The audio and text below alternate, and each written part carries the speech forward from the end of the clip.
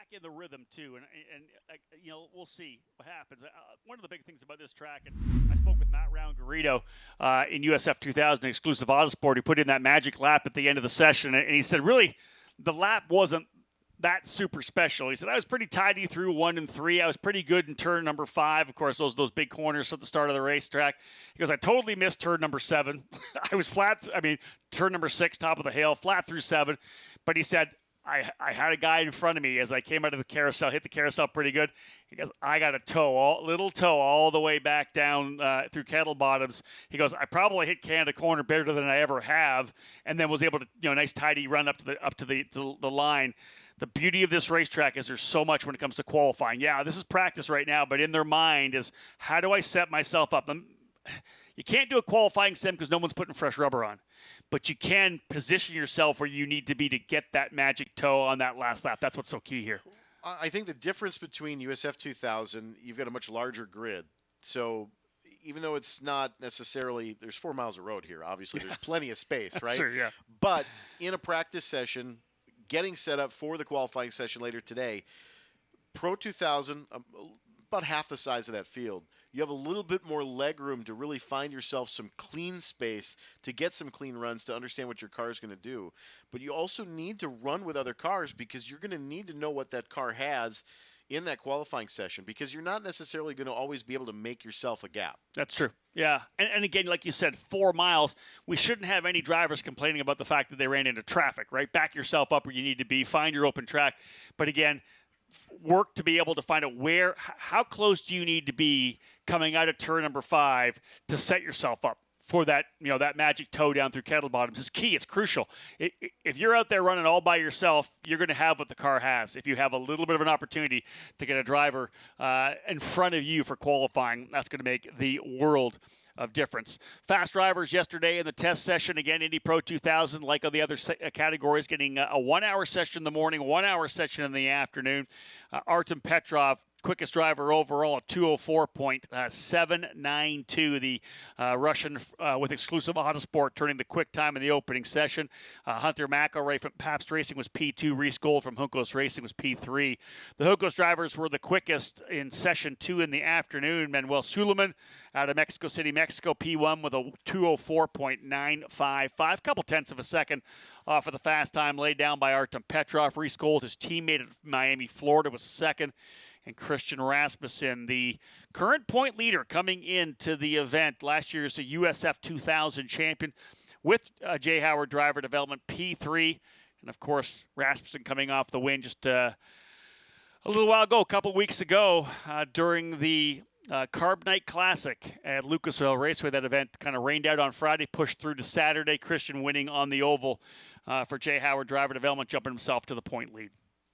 And that's the thing is with a weather delay, that was a little bit of a kind of a wrench in the works, so to speak. So there was a little bit of adapting there as well, and that's all part of that learning process and being patient. Patience is kind of a virtue, especially here in the practice session as well, because that.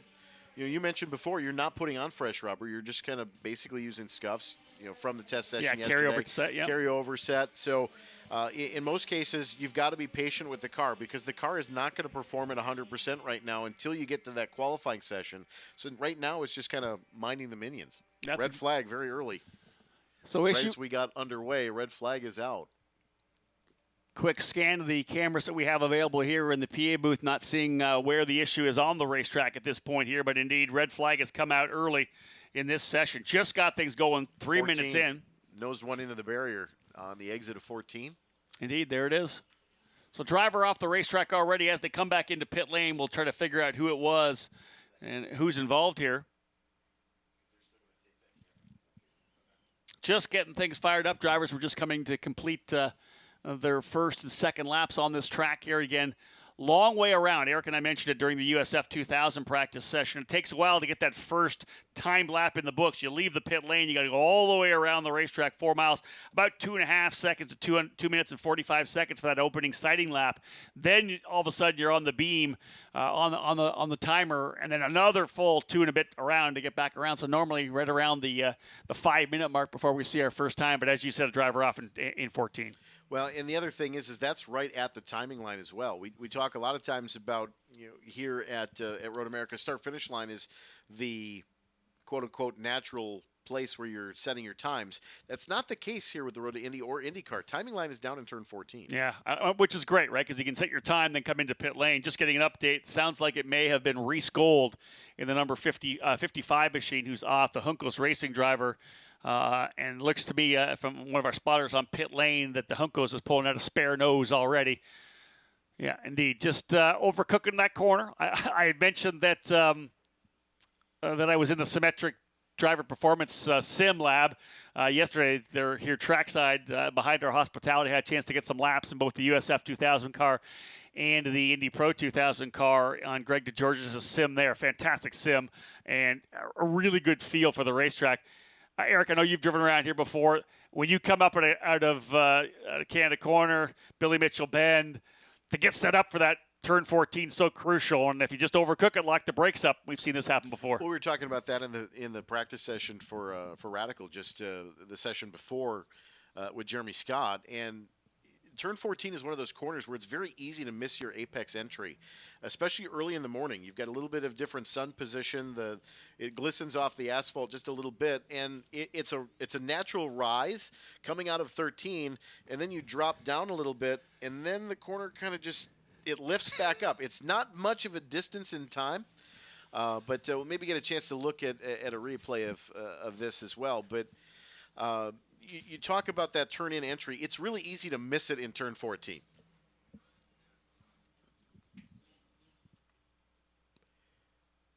Watching the replay now of Reese-Gold coming up. Yeah, well it's off. a straight line off. I'm wondering if something maybe happened. It almost looks like the left front down a little bit. Hard to tell, but it almost looked like left front might have lost some air pressure in it.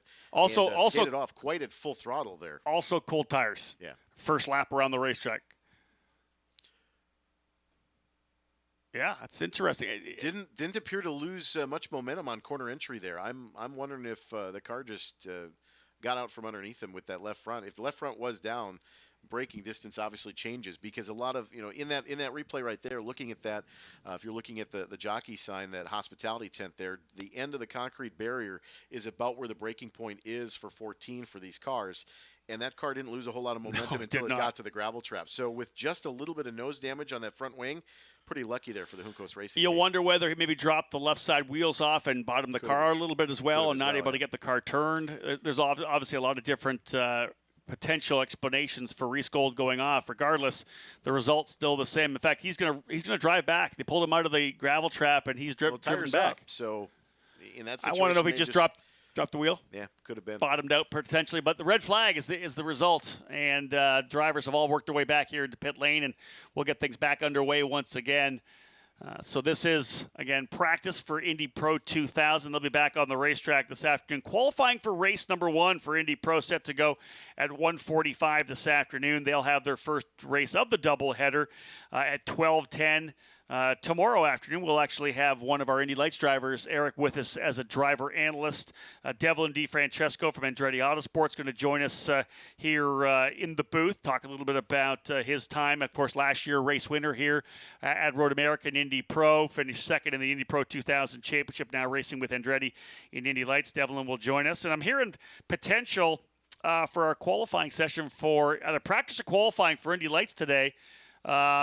We may have Aaron Tielitz come and join us, which would be great. That would be great to see Aaron, Rice Lake, Wisconsin native. Talked about him hopping in a Radical earlier yesterday, as well, a driver coach this weekend here at the track. But it'd be great to see Aaron. Again, trying to get some of our drivers on the road to Indy. Again, we talk about giving them a lot of different experience. We like to get them to come up as a driver analyst in the PA booth as well. what I love about it, Eric, some of them take it, like duck to water. Some of them, it's a little more foreign to them, getting on the microphone and really giving us some analyzation of what we see on the racetrack and the events we see, but really good experience for them getting them in here. Well, we also have to let them talk because we have a tendency to ramble, right? That is true. Yeah, we get paid by the word, that's why. Again, good field, 12 drivers set to go here today in the Indy Pro 2000 category as we have a red flag. Let's have a quick look at the championship standings. Big victory, as I said, for Christian Rasmussen on the oval at Lucas Oil Raceway. The oval events count for 1.5 the points.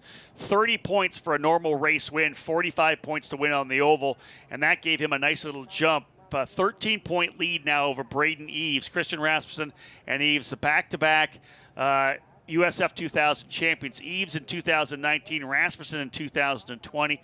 They're the primary championship contenders right now. Young Reese Gold, just 16 years of age, rookie in the series, 178 points, so he's significantly back from Rasmussen. Artem Petrov, driver's got some momentum and got us a victory at the Indianapolis Motor Speedway.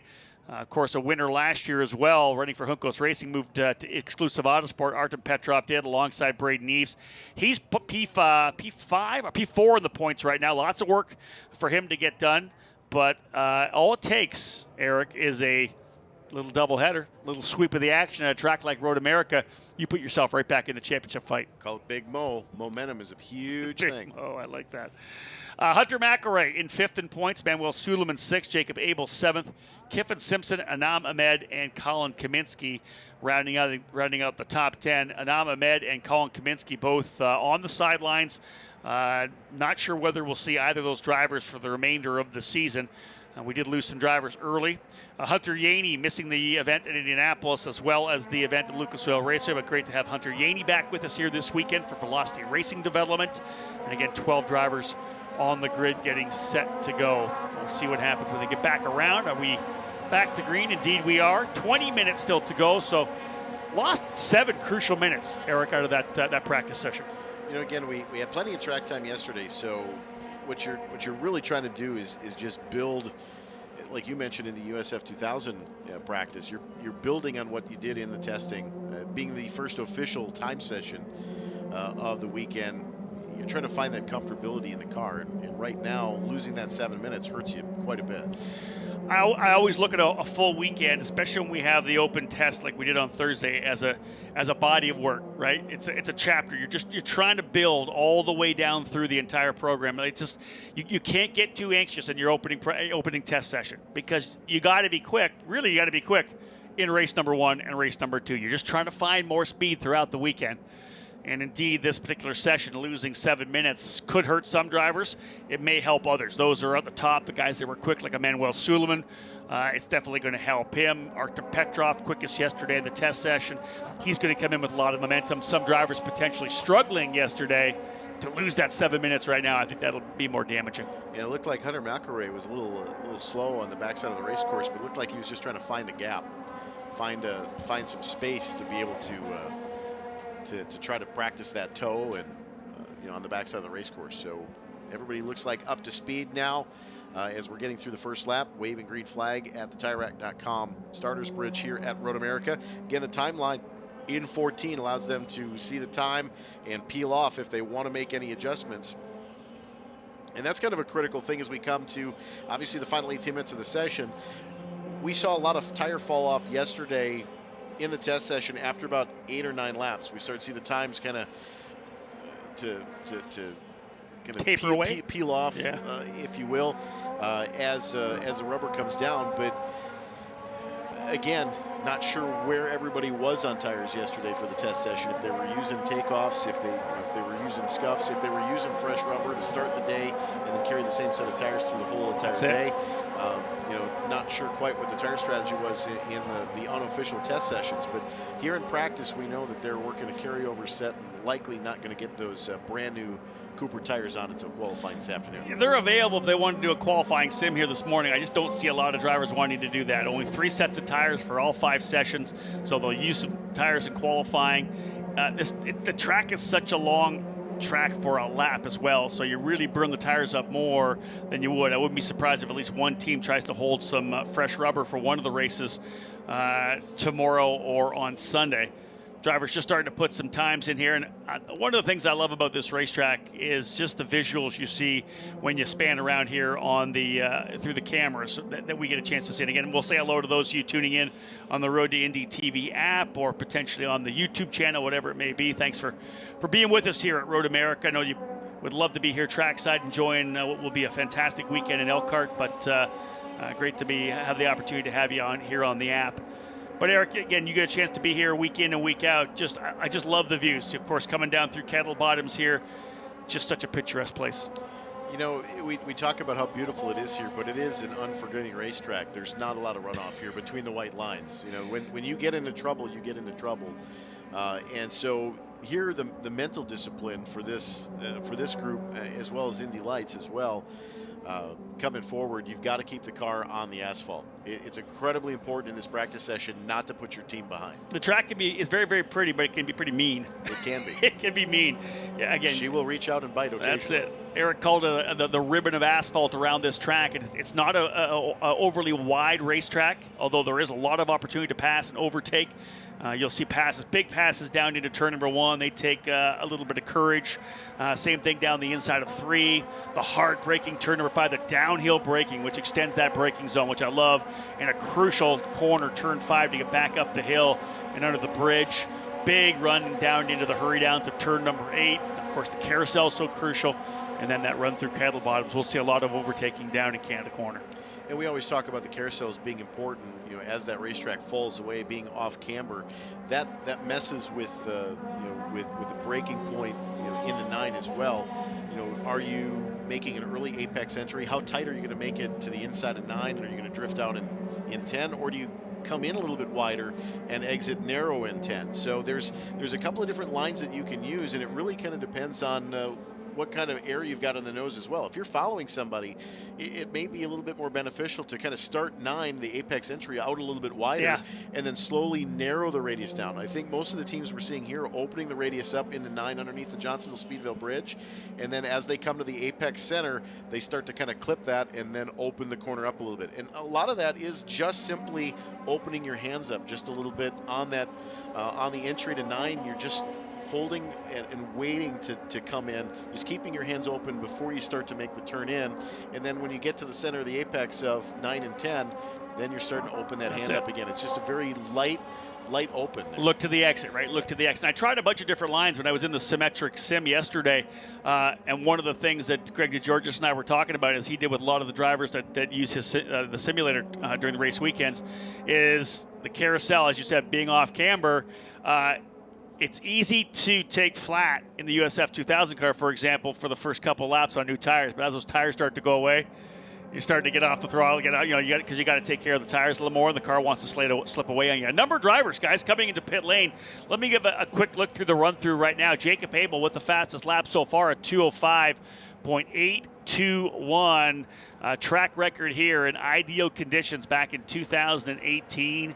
The first year of this PM18 chassis, a 159.815. We've evolved the engine a little bit, changed it for this year, so maybe a little tougher to be able to get to those quick lap times. We dropped the RPM a little bit, a little more engine reliability, increased the torque as well. We've got a new camshaft, a new harmonic balancer, really an evolution of the engine from Elite engines for this car, and it's going to give us a lot more reliability. So we may not get down to those record times, but nonetheless, it's got to be perfect weather anyways.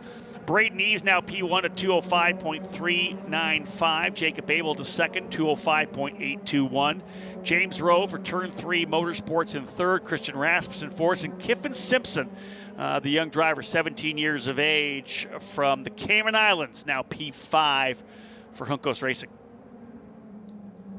Good shot there coming out of turn number 8 over to turn number 9 at the entry to the carousel that Eric and I were detailing. I know how familiar you are with this racetrack, but that new building right there has got to look really good to you at the go-kart track. That's the new kart track, right? That's the new kart track, timing and scoring building. Yeah, and of course now the C-Tech Motorplex, but next year Briggs & Stratton will come back, but we're so thankful for C-Tech Manufacturing. They stepped up and did some new cabinets in the Road America Victory Lane. If you haven't been in Victory Lane, I know you'll get to experience that this weekend. But brand new cabinets in there. But the new scoring stand at the go-kart track at the SeaTech Manufacturing Motorplex, absolutely beautiful. A lot of new technology, really investing in the future racing here at Road America as well. And a major race coming to that track, and I'll get the exact date for it, but the United States Pro Kart Series, which is essentially the top national program here on the east coast of the U.S., will be coming up to the facility in the coming weeks. A huge series. We're talking upwards of 250 to 280 entries. The place will be absolutely packed. The entire inside of the carousel is going to be filled with carts and trailers and campers, and that'll be it's interesting because a lot of the drivers in that program we're going to see in this program in the Road to Indy in coming years. So I love the fact that they'll have time on the kart track, and then we'll then also be able to come on the big track. A driver, probably the most famous driver that's done that, Graham Rahal. Graham actually won a Stars of Karting race there back in his early days in karting in the early 2000s. Absolutely, and it certainly spawned other racers as well. The kart club itself, maybe not necessarily professionally, but a lot of amateur road racers have started out there in the SCCA ranks as well. So it's incredibly important for Road America to kind of push that the young and talented racers. If you want to learn more about that, it's rakartclub.com as well. And I love it because, listen, it's something I do. Of course, my website, ekartingnews.com, one of the things I do on a day-to-day basis, Monday to Friday, and 15, 16 weekends a year is cover kart racing around North America, which is one of the reasons I know these young drivers so well. But to have a facility like Road America, which is obviously one of the top facilities in motorsports in North America, have it with IndyCar, with IMSA, with NASCAR, whatever it may be, but it's also got that connection to the bottom of the pyramid, the grassroots level, the purest form of motorsports, which is karting. To have that at the same facility, I think that's just massive. It's investing in the future, and I think Road America, long-standing tradition since 1955 here in the Kettle Moraine, has invested in its own future, and that is the stars and cars of that program. And it's important, I think, for all of us to see future development, and I think that's what makes. We talked about the Road to Indy earlier in the USF2000 practice session, how important it is for that 360-degree view of a race program. And you don't get that until you learn how to do the maintenance, how to work on your stuff, and that's where it starts, is at the grassroots level. That's exactly it, man. Learn the technical side of it too, for sure. And obviously karting, just a great family sport as well. Moms, dads, sons, daughters. One of the things I'm loving right now in karting on the whole in the USA, whether it's club, regional, or national racing, we're seeing an influx of young ladies coming to race, which is tremendous. In fact, Hannah Greenmeyer, a 19-year-old driver out of Colorado, winning her first national level event, the Superkarts USA Spring Nationals, in the headline X30 senior class against the absolute best of the business. She won at Utah Motorsports Campus. So there's a young lady you'll want to remember. Hannah Greenmeyer, that's a name you're going to want to remember. Hopefully we'll see her on the Road to Indy in coming years. Braden Eve still on top for Exclusive Autosports, second in the points coming in. He would love to have a strong weekend here at Road America. Braden in the number 91, the 2019 Cooper Tires USF2000 championship title winner, about a half a tenth quicker than Christian Rasmussen. What a battle between these two drivers. This could be one of those rivalries we see over the next couple of years. Reese Gold now third. Jacob Abel, pretty strong here now, 205.821, less than a half a second back. Abel P4. James Rowe in the fifth spot. Kiffin Simpson in sixth. Wyatt Prokachik seventh. Jack William Miller right now eighth. Ninth is Manuel Suleiman, who topped the second test session yesterday.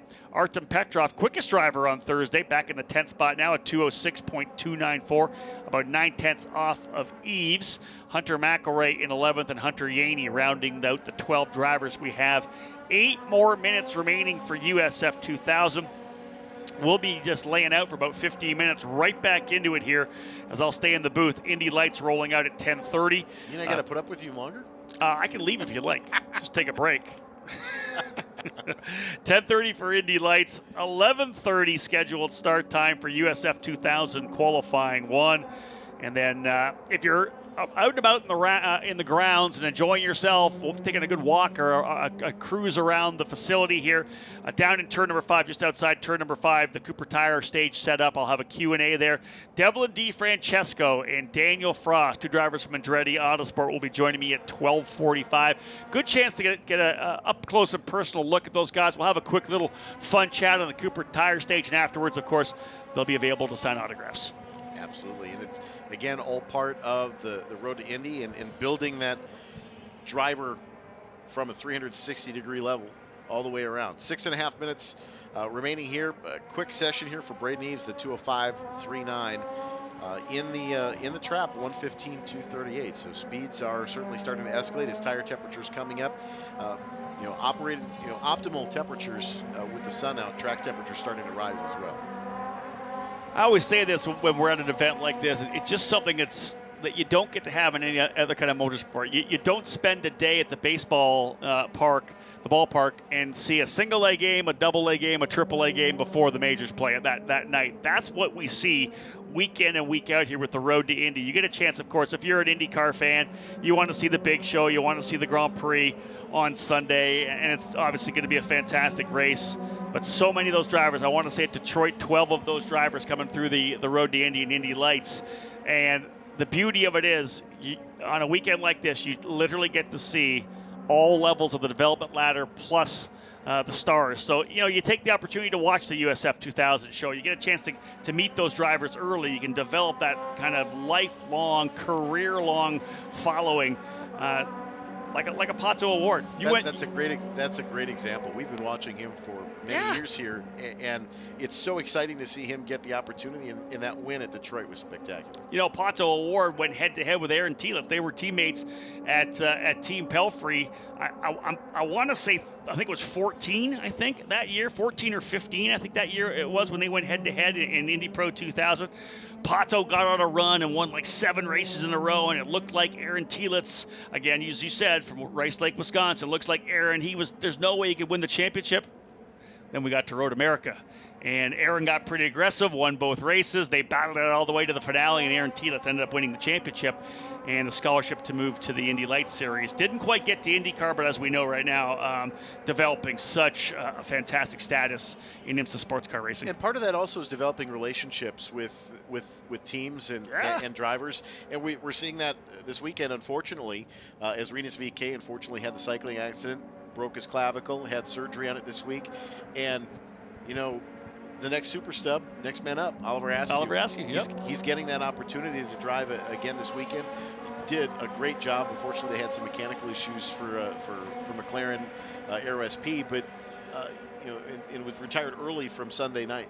Sunday's Grand Prix. But think about that race, though. But get into Ed Carpenter's car now for Rinus. Well, first and foremost, just think about him. Yeah, getting back with Aero McLaren SP at Detroit. He's just there on the weekend. He was helping to coach the guys at the Andretti Autosport Indy Lights team. And you throw him behind the wheel. Hasn't driven an Indy car yet this year. You throw Oliver Askew into the car that he ran last year at what is undoubtedly the toughest racetrack all year long. The streets of Detroit, Belle Isle. Bumpy, narrow, hot. Yeah. Guys are like complaining about, Alexander Rossi asking for a Band-Aid because ripping up the blisters. You throw him to the wolves. If it wasn't for the mechanical, he would have been able to soldier home and get that result. But now you come to a racetrack he's been very good at, a more flowing track. He's got a week on since he's been in the car. Now with Ed Carpenter racing in Rinus' machine alongside Connor Daly, I think this is going to be a lot of fun to watch what Oliver's able to do.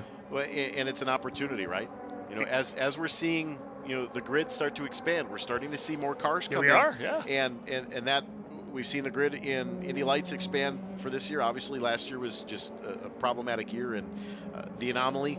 But we're seeing the growth of that series now. We're seeing additional competitors come in. We're seeing that growth in the field of IndyCar as well. We're starting to see the NTT series start to have additional cars and new drivers coming in. Yep. And there is an incredibly amount of talent out there and not enough seats. And it's important for drivers like Oliver to get opportunities like this to prove his worth. And we know he's worthy of that ride. Well, and think about the mindset change to a certain extent if you're a team owner or involved in IndyCar right now. The interesting thing about having the hiatus of Indy Lights last year there wasn't a graduating Indy Lights driver into 2021, right? We didn't have that driver. We didn't have our champion with the scholarship coming up. This year we will. So if you're a team owner, now you're looking at Pato Award. This kid just was, running in Indy Pro 2000 and Indy Lights. Man, I want the next Pato Award. Maybe you can't get this one. Maybe Arrow locks him up for 5 years, man. What do I do? So do I have to make sure that I get Oliver Askew? Do I have to make sure that I get a Kyle Kirkwood or a Linus Lundqvist or a David Malukas or a Toby Sowery right now before somebody else does? Obviously, we're going to have an Indy Lights champion who's going to win $1.25 million, a scholarship for 3 races plus the Indy 500, or including the Indy 500 for next year. But there's a couple of drivers right there. Like we said, we're 4 points separating first, second, and third. All 3 of those drivers could go to IndyCar racing next year. That's how tight it is.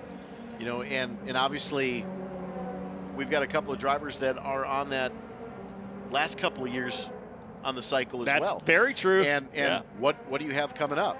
And start developing now. I mean, Arrow's 5-year plan for their technology, you've got kind of the same concept if you're any car owner. You're looking at what's my 5-year plan? Yeah. Okay, what Chip Ganassi. So if you look at Chip Ganassi's program, Scott Dixon, I swear he's 12 years old. Let's see, he goes 5 more years. Where are you? You're 6. He could conceivably go another 10 as quick as Scott Dixon is. That's very true. And is how fit and nimble he is in the car. But let's say Scott goes 5 more years. What is my plan in 5 years if I'm Chip Ganassi? Who am I going to put in that seat? That's right. Am I going to put a veteran in? Or am I looking to create the next Dario, the next Dan Weldon? So is that kid in USF2000 right now? Exactly. Is it Christian Brooks? Is it one of those drivers that is it Yuvan Sundermuther? Who is it? Which kid is the one in USF2000 that will time up perfectly for Scott Dixon or whoever else decides that they're done racing? Exactly. Less than a minute to go, folks, and Artem Petrov has gone to P1, exclusive Autosport, currently sitting 1-2 right now. Petrov P1, Braden Eves in second. Manuel Suleiman up into the 3rd spot. Again, he was quickest in yesterday afternoon session. Suleiman for Juncos Racing. Christian Rasmussen currently in the 4th spot. Jack William Miller for Miller Vinatieri Motorsports having a good run here in our one and only practice session for Indy Pro 2000. Again, these drivers back on the racetrack this afternoon at 1:45 for qualifying for race number 1.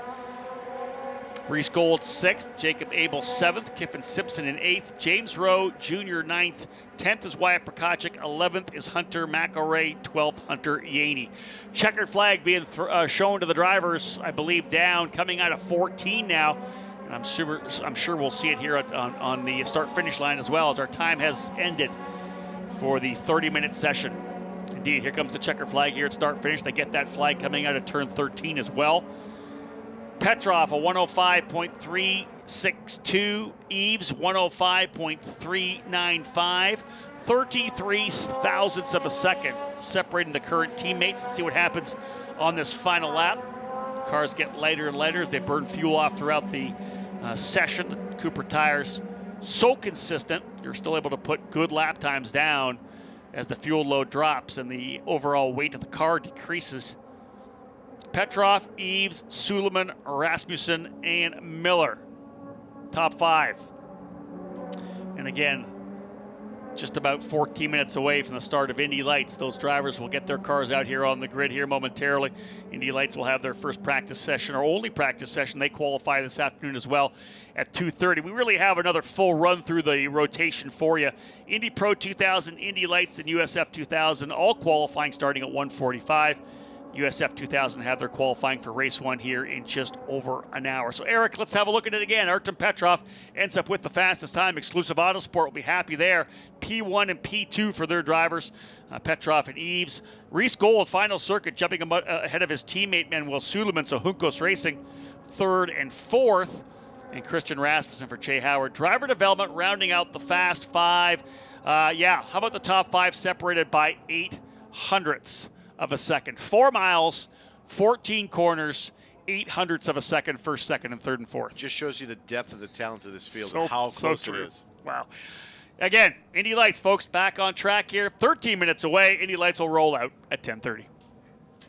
Are you looking for an affordable place to stay for the races? Well, why not stay here at the track? Whether you need lodging for one person or group, we have the best options for race fans. That'll save you time and money when visiting us here at Road America. Check out roadamerica.com/lodging for availability and pricing. Road America has become one of the greatest driving schools around America. If you want to become a better driver, check out one of the Road America driving schools. The program features 3 courses: teen, high performance, and winter driving. Visit roadamerica.com to sign up today. Get on track with the Road America Kart Club. The karting club, a perfect way to take your passion for motorsports to the next level. Kids as young as 5 years old can participate, and adults, they're welcome too. For more information, visit the club's website at rakartclub.com or call 1-800-365-7223. If you're in the need of cash, you can use your ATM card at the mobile ATM located in the paddock area, the gearbox, as well as at Road America's paddock shop. Road America also encourages all event participants to help keep America's National Park of Speed clean by utilizing the Safety Clean recycling stations for your vehicle fluids. Safety Clean recycling stations are conveniently located on the south end of the Hagerty Tech Center, next to the Parker Johns concession stand, and on the east side of the gas station near the Sunoco side. Chevrolet is America's fastest growing full-line brand, and people are taking it everywhere, taking Trailblazer outdoors, confidently taking on new places with Equinox, and taking on more with Silverado. Whatever you do, there's a perfect Chevy to take you anywhere. And explore the possibilities of the mid-engine Corvette by visiting Chevrolet.com to customize the Stingray Coupe or convertible. Whether you're on the road with the top down or on the track with the top up, performance stays high with the most track-capable convertible in history. Get behind the wheel today by visiting your local Chevrolet dealer. Racing action brought to you by Yamaha, the industry-leading power sports company. From motorcycles, ATVs, and side-by-side vehicles to power products and much more, Yamaha revs your heart. For more information, visit YamahaMotorsports.com. No matter what you need for your vehicle, WeatherTech has the high-quality American-made products that fit. Find yours at WeatherTech.com. Catalyst Exhibits, the official exhibit and design service of Road America. If trade shows and events are part of your business, Catalyst can take you to the winner's circle. Follow the link on Road America's website to get started. Henry Repeating Arms offers a huge selection of rifles and shotguns that any outdoorsman or hunter will be proud to own. With a factory right here in the great state of Wisconsin, all Henry firearms are proudly made in America or not made at all. Visit them online at henryusa.com to order a free catalog and 2 free decals. That's henryusa.com for your free catalog and decals. Quick Trip, proud partner of Road America, is hiring part-time and full-time positions with career-advancing opportunities. Quick Trip offers competitive pay, great benefits, and 40% profit sharing. Visit quicktrip.jobs today. That's quicktrip.jobs for more information. You know, the word fast isn't just reserved for race cars. When your car gets wet and you want it dried fast, the winning tip: nothing dries faster than the Absorber. It's available wherever better car care products are sold, including the Paddock Gift Shop right here at Road America. If you need assistance with your vehicle, Wisconsin's premier towing providers, Fox Cities and Finish Line Towing, provide 24 towing and recovery service, battery service, lockouts, tire changes, jump starts, equipment hauling, private property towing, and more. Their fleet of over 50 trucks have cutting-edge recovery equipment, allowing for a safe and fast pickup and drop-off. Call Fox Cities and Finish Line Towing, your official towing provider of Road America, for a clean and professional service that's done right the first time. And remember, please slow down and move over. Raw horsepower, incredible speed, responsive handling. Why let the racers on the track have all the fun? With a zero-turn riding mower from Skag Power Equipment, you can experience these things too right at home on your own lawn. Top Card, and no matter how big or we know small a your thing or yard two is, about a smooth Skag is surface. Roads and highways, piece of cake.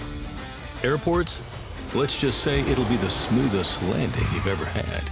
But what about when you want to go fast? Real fast? No. Faster. We've helped cars go faster than they've ever gone before. Broken a few lap records along the way. Want the best paving performance? Go to the source. Topcon, always one step ahead. Hey, your Uncle Cooper here. Once upon a time, there was a girl named Goldie, my niece, your cousin, and Goldie didn't know which tires were right for her. The first ones were too much tire, and then the next ones were not enough tire. Anyway, long story short, Goldie found the Coopers, and they were just right. What a happy, practical ending. Go to sleep. I love you. Go with the Coopers. Cooper!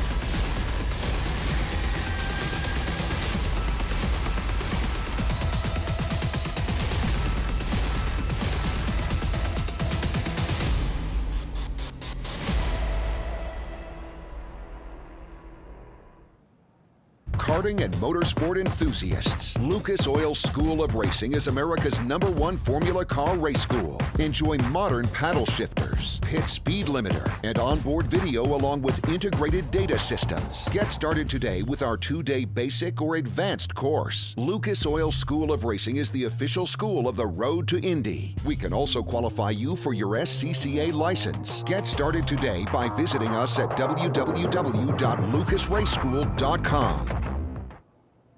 With over 40 years in business, High Tide Boat Lifts is committed to elevating your craft. Whether you own a personal watercraft or a large yacht, we can design and create the perfect lift for your needs. At High Tide Boat Lifts, we understand that you've worked hard to get to a successful place in life. We'll ensure you have a hassle-free experience, maximizing the time you spend on your boat with family and friends, and supporting your dreams out on the open water.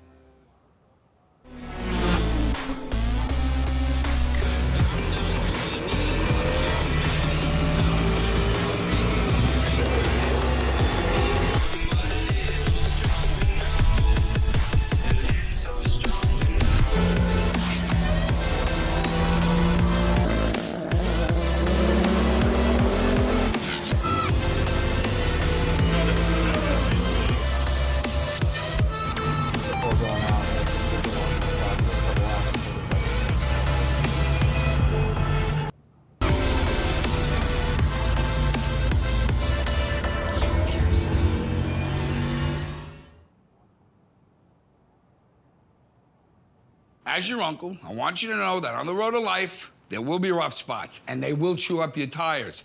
I recently took a road trip to Greensville to attend a chili cook-off. Rough roads all the way down. I drove there on these Cooper Discoverer and Duramax tires. You know, they're made with the durability of off-road tires, but for on-road driving. Without them, we might never know the winning bean-to-meat ratio of a good chili.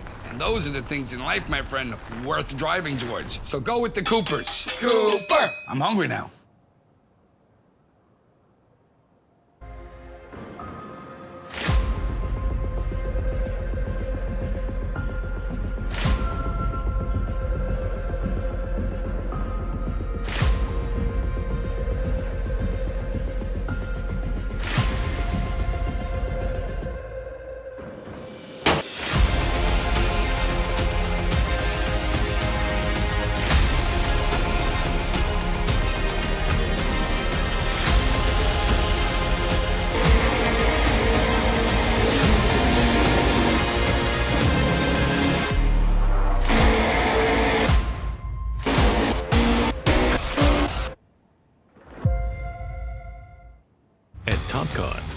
We know a thing or two about a smooth surface.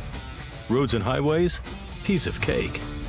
Airports, let's just say it'll be the smoothest landing you've ever had. But what about when you want to go fast? Real fast? No, faster. We've helped cars go faster than they've ever gone before. Broken a few lap records along the way. Want the best paving performance? Go to the source. Topcon, always one step ahead. Hey, your Uncle Cooper here. Once upon a time, there was a girl named Goldie, my niece, your cousin, and Goldie didn't know which tires were right for her. The first ones were too much tire, and then the next ones were not enough tire. Anyway, long story short, Goldie found the Coopers, and they were just right. What a happy, practical ending. Go to sleep. I love you. Go with the Coopers. Cooper!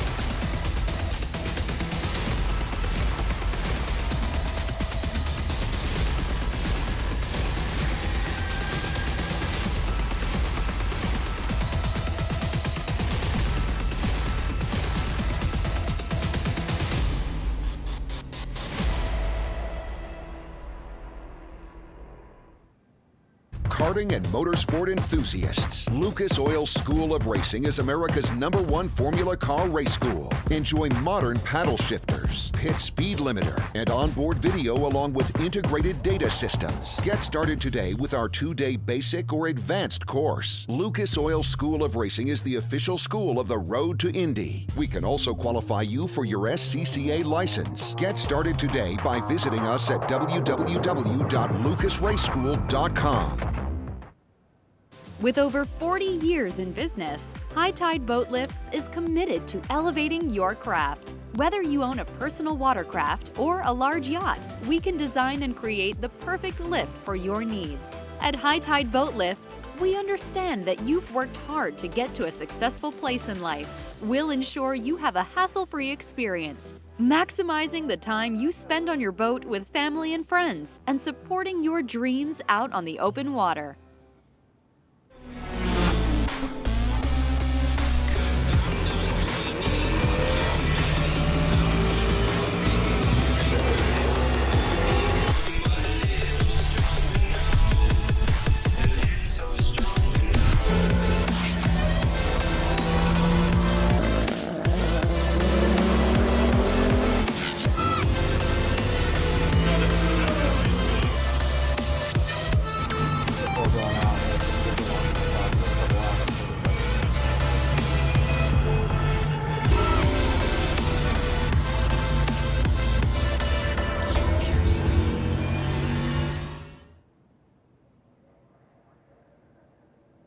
As your uncle, I want you to know that on the road to life, there will be rough spots, and they will chew up your tires.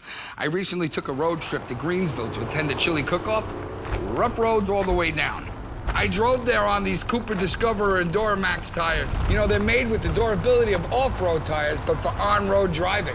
Without them, we might never know the winning bean-to-meat ratio of a good chili. And those are the things in life, my friend, worth driving towards. So go with the Coopers. Cooper! I'm hungry now.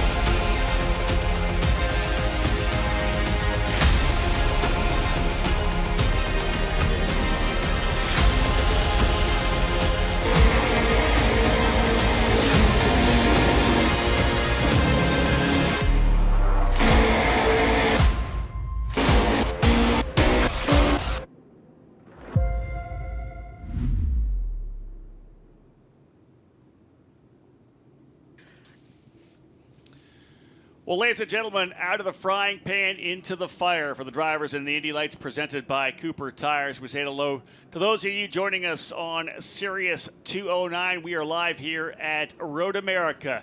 Again, right out of the frying pan, as I said, into the fire, having coming off the Detroit Grand Prix. A tremendous weekend for Andretti Autosport driver Kyle Kirkwood as he's able to double up in Detroit on Belle Isle and closed within 4 points of Linus Lundqvist in the championship battle. We are back at it here right now for what will be a tremendous weekend at Road America. And looking forward to getting the drivers all on the racetrack here. My name is Rob Howden, joined in the booth today by the voice of Road America, Eric Mueller, and a former Indy Lights race winner, Aaron Telitz.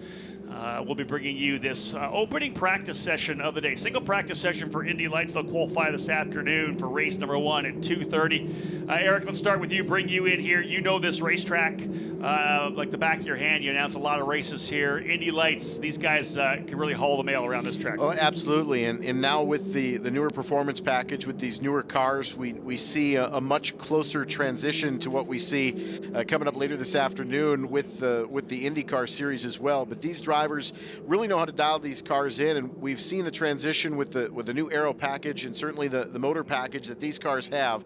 They will go completely.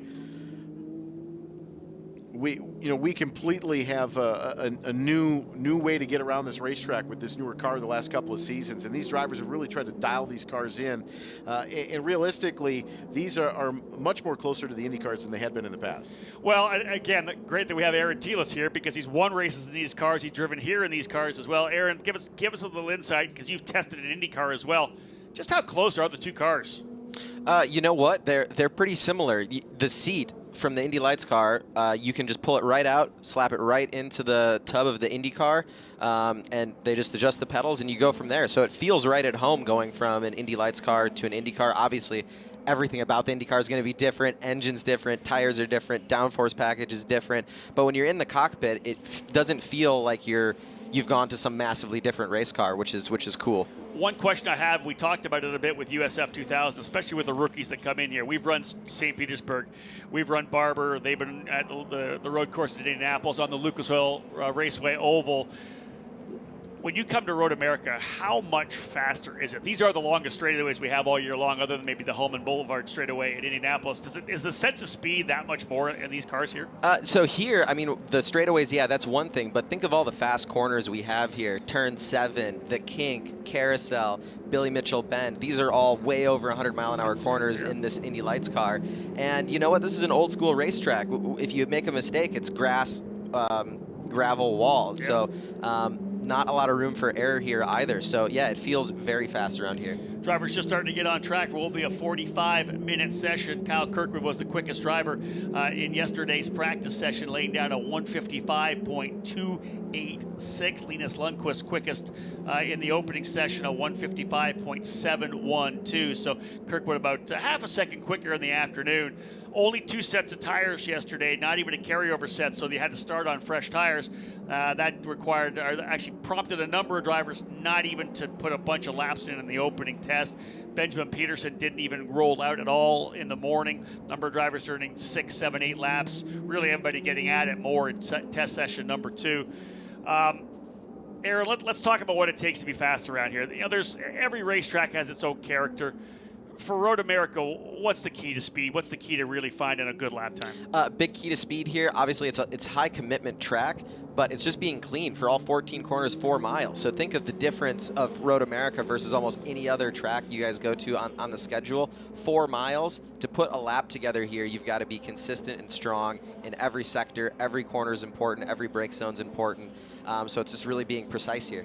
So those of you joining us on Sirius, we just had Indy Pro 2000, the second level of the Road to Indy, a series that Aaron actually was able to win the championship on back in 2016 when he outgunned Pato Award, of course, the new wunderkind in IndyCar. They were head-to-head as teammates at Team Pelfrey.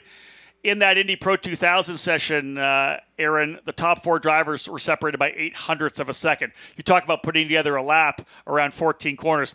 How amazing is it that we had 4 drivers able to do it within 0.08? I mean, that just shows you how close the competition is in the Road to Indy as well. Not only the teams are close in competition, the engines obviously are close, tires are consistent, and then the drivers are just all out there laying it down. So that's pretty incredible.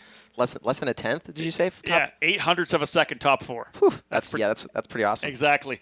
Just getting things rolling here right now. Juncos Racing driver Toby Sowery on top of the 159.588, quickest time so far. About a half a tenth back is Robert McGinnis for Andretti Autosport in the number 27. David Malukas now in the third spot. Stingray Robb 4th. Linus Lundqvist 5th. Nikita Lostashkin in 6th. Devlin DiFrancesco in 7th. Detroit winner Kyle Kirkwood 8th.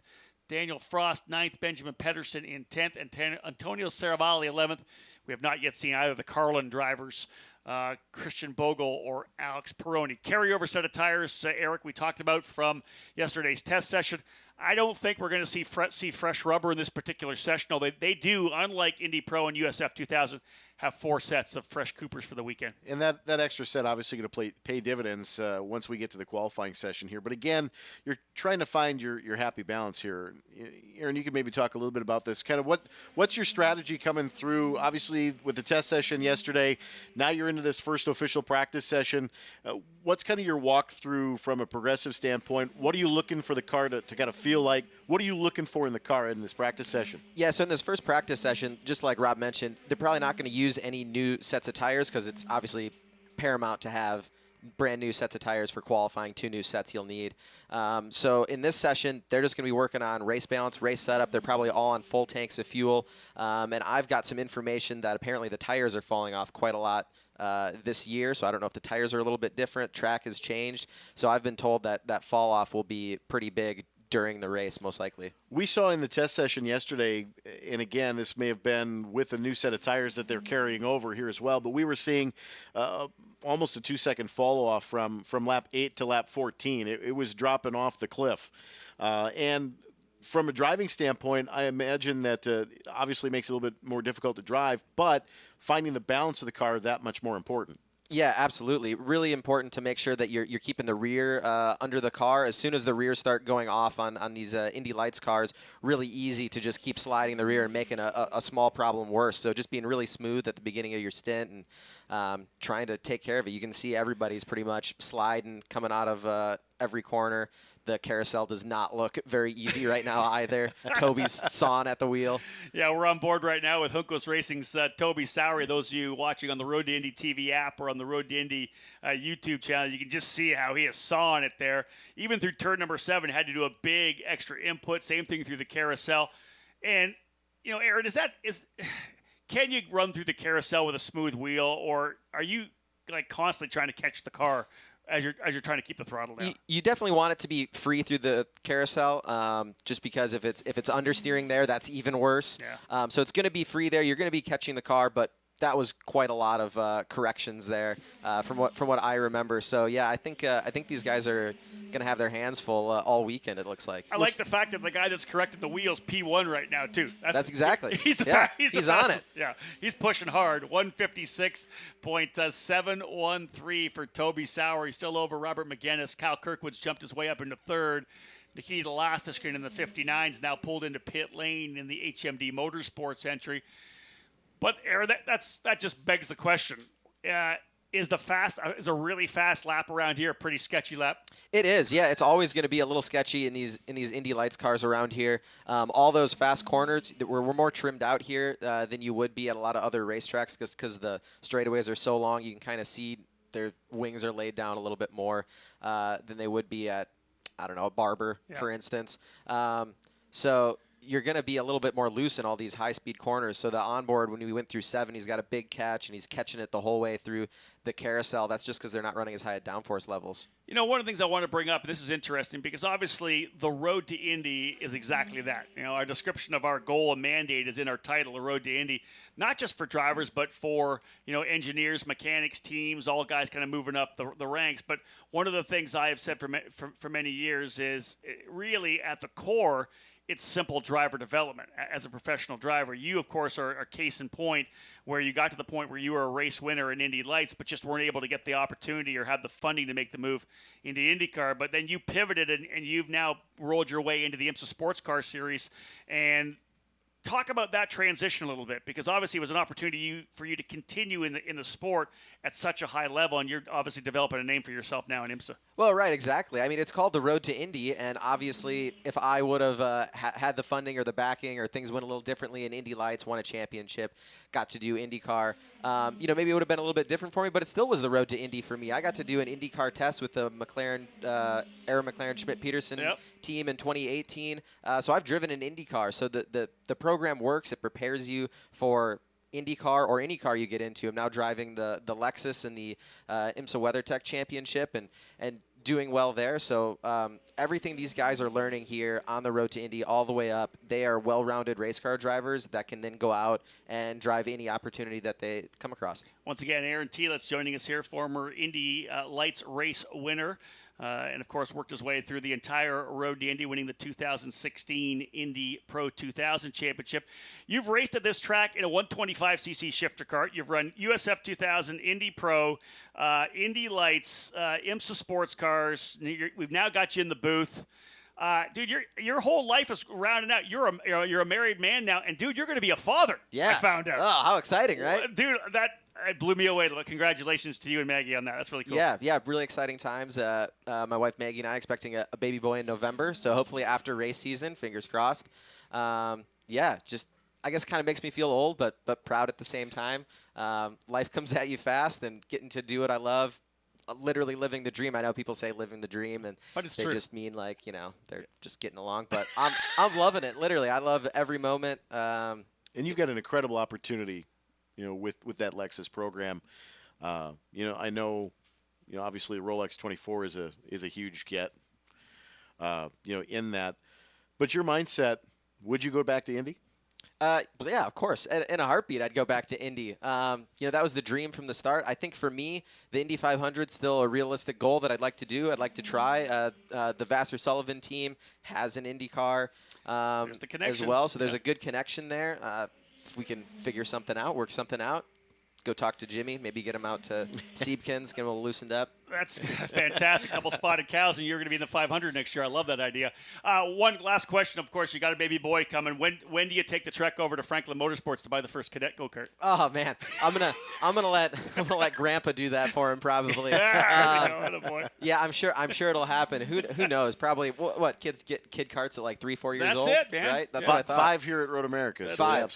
Okay, there we go. So I've got a few years before I have to go to a go-kart track again. Let's get back to the action, folks. 32 minutes still to go in this lone practice session for the drivers in the Indy Lights presented by Cooper Tires.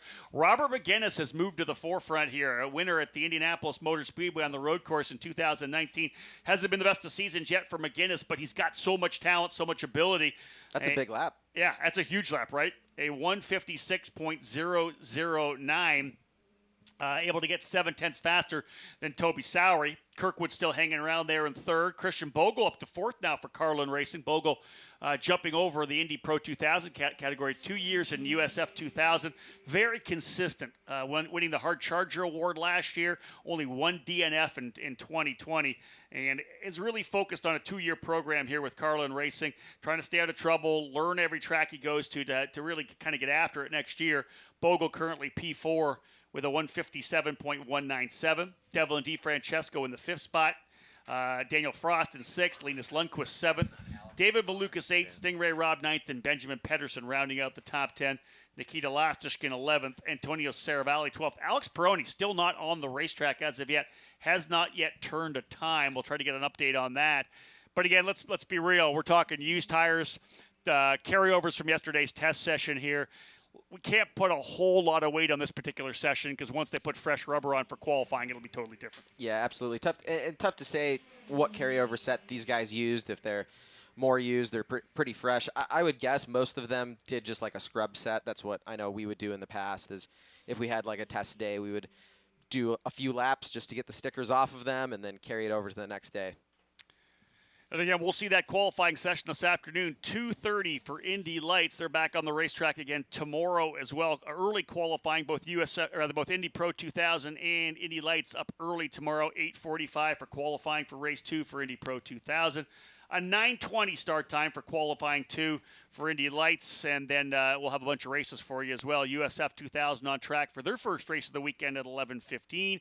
Indy Pro right after the lunch hour, 12:10 for the Indy Pro drivers. Devlin DeFrancesco will be joining us here in the booth, and then Indy Lights will have their first race 3:05 tomorrow afternoon. And again, talking about Indy Lights, come and join us at the Cooper Tire Stage just outside of turn number 5. I'll be talking to Devlin DeFrancesco and Daniel Frost at 12:45. Still 30 minutes to go in this session. Long way. Robert McGinnis up top, as we said, a 156.009. It's a 45-minute session, Aaron. You got a used set of tires from yesterday. How many laps did you pound out here on a used set of tires? Did you try to do did you do a race sim? I mean, you can do a race sim. What I just saw Toby do, though, he just came out of the pit, so he's obviously making some changes, which I think that's what you were going to see a lot of guys doing here is coming into the pits, making a quick change, going back out for maybe just one timed lap, and then popping back in, trying not to get too many miles on this set of tires so you can really feel the change and know you're either helping the car or went the wrong way. And obviously, the key thing, too, we talk about the tire fall off. You're going to get the way the feel where the car is with the fall off and where you want to set the car so you have that window of the tools you have within the car as well. Yeah, definitely. We can see, I mean, Toby's still sawing at the wheel everywhere here, so don't know if he liked this change or not yet. We'll see if he just pops right back into the pits. We'll know he's probably on the radio saying that wasn't any good. But yeah, it's gonna be interesting here. Just seeing the times too. I don't remember exactly what times we did, but these seem I think significantly slower than. Yeah, we're quite a bit slower here right now. Qualifying record for Colton Herta, 152.003. We're literally about 4 seconds off right now. And one thing that I will get an update on, because I didn't get a chance to dive deeper into it, a different compound tire I believe we're using here this weekend. Not something we normally use either at any other racetrack. So I think it's a Road America specific tire. I'll learn more about that, so I'll be armed with that information when we get back for qualifying this afternoon. But yeah, talking to a couple of the engineers from some of the teams, you wonder how, especially we're up here in Wisconsin, right? A lot of snow. How does the track age? How does it weather over the years? Your time in Indy Pro, in Indy Lights, you never know how the track is going to change a bit. No, it's true. Wisconsin, we've got hard winters, and new bumps will arise anywhere. The way we had a lot of freezing and thawing with snow or whatever, it gets into the track and it breaks it up a little bit more, makes it more abrasive, maybe changes the grip levels in a lot of these corners. And you can see most of these corners have this black patch in the corner itself, and so that can deteriorate differently than how the rest of the track does, like in the carousel here.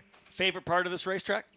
Favorite part of this racetrack is coming up Billy Mitchell Bend. So when you exit Canada Corner, you're at the bottom of the hill, in the forest, canopy of trees over you, and you blast up the hill around Billy Mitchell Bend, which is practically flat out. And it's blind. In an Indy Lights car. Yeah, you can't Which even is see so it. wild. I was in Greg DeGeorge's symmetric the sim yesterday, and it's just totally blind. You're literally totally. there's the apex. I'm going to turn to the apex and hope I'm not in the grass on the other side. Yep, pretty much how it works out. So favorite part of the racetrack, we've got Billy Mitchell Bend.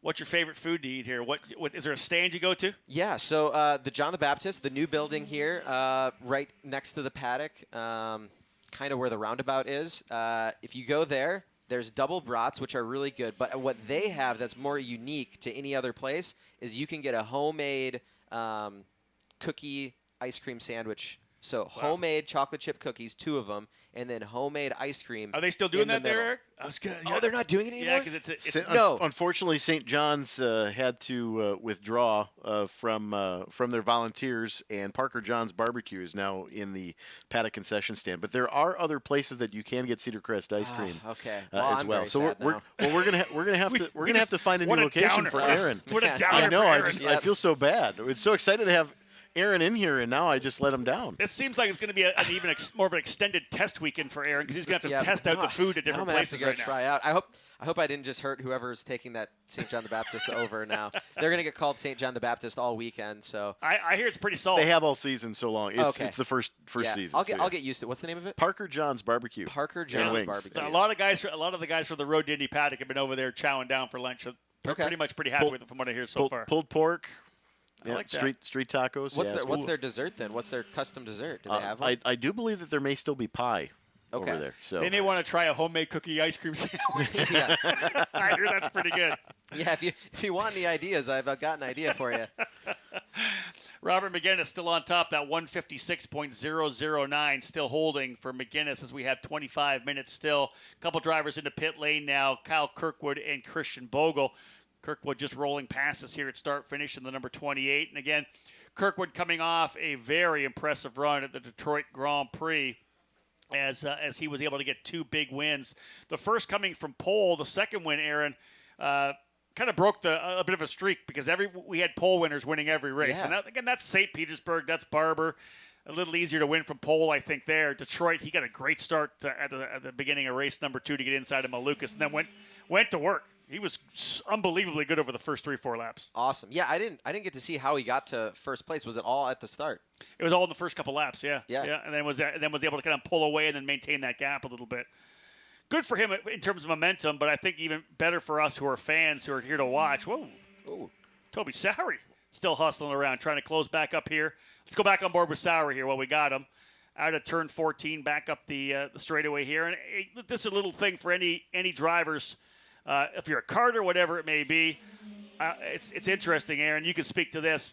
A lot of drivers, when they're new, will say to themselves, well, I'll make the straightaway longer by going deeper into the braking zone, when it's better to get on the throttle earlier than going deeper into the braking zone. Yeah, and especially like that turn 14, that's the case there, where you can hustle it in really well. But Yep. then if you're not getting back to the throttle early enough, you're not only onto a really long straightaway, but it's also all uphill. So it just compounds the problem. If you're not back to the throttle early enough, getting the run up the hill, you're just going to be bleeding time all the way down this front stretch. Do you find yourself backing the corner up a little bit more into 14 to get a good run? Yeah, well, I wouldn't call it backing up because obviously racing you want to be fast in, Right. fast out. That's how you'd like to be. Yeah. But it's just all about getting the right balance where you can easily overcharge 14 and have a great run in. But then if you're not back on the throttle early enough, the guy behind you is going to get a huge run. That's the And same for 5 too, right? Yeah, same. Well, five's a little bit different. You just want to brake as deep as you can in 5 and just barely make it because you're only going up the hill That's to true. 6. That's true. So 5's just tossing it as hard as you can. Where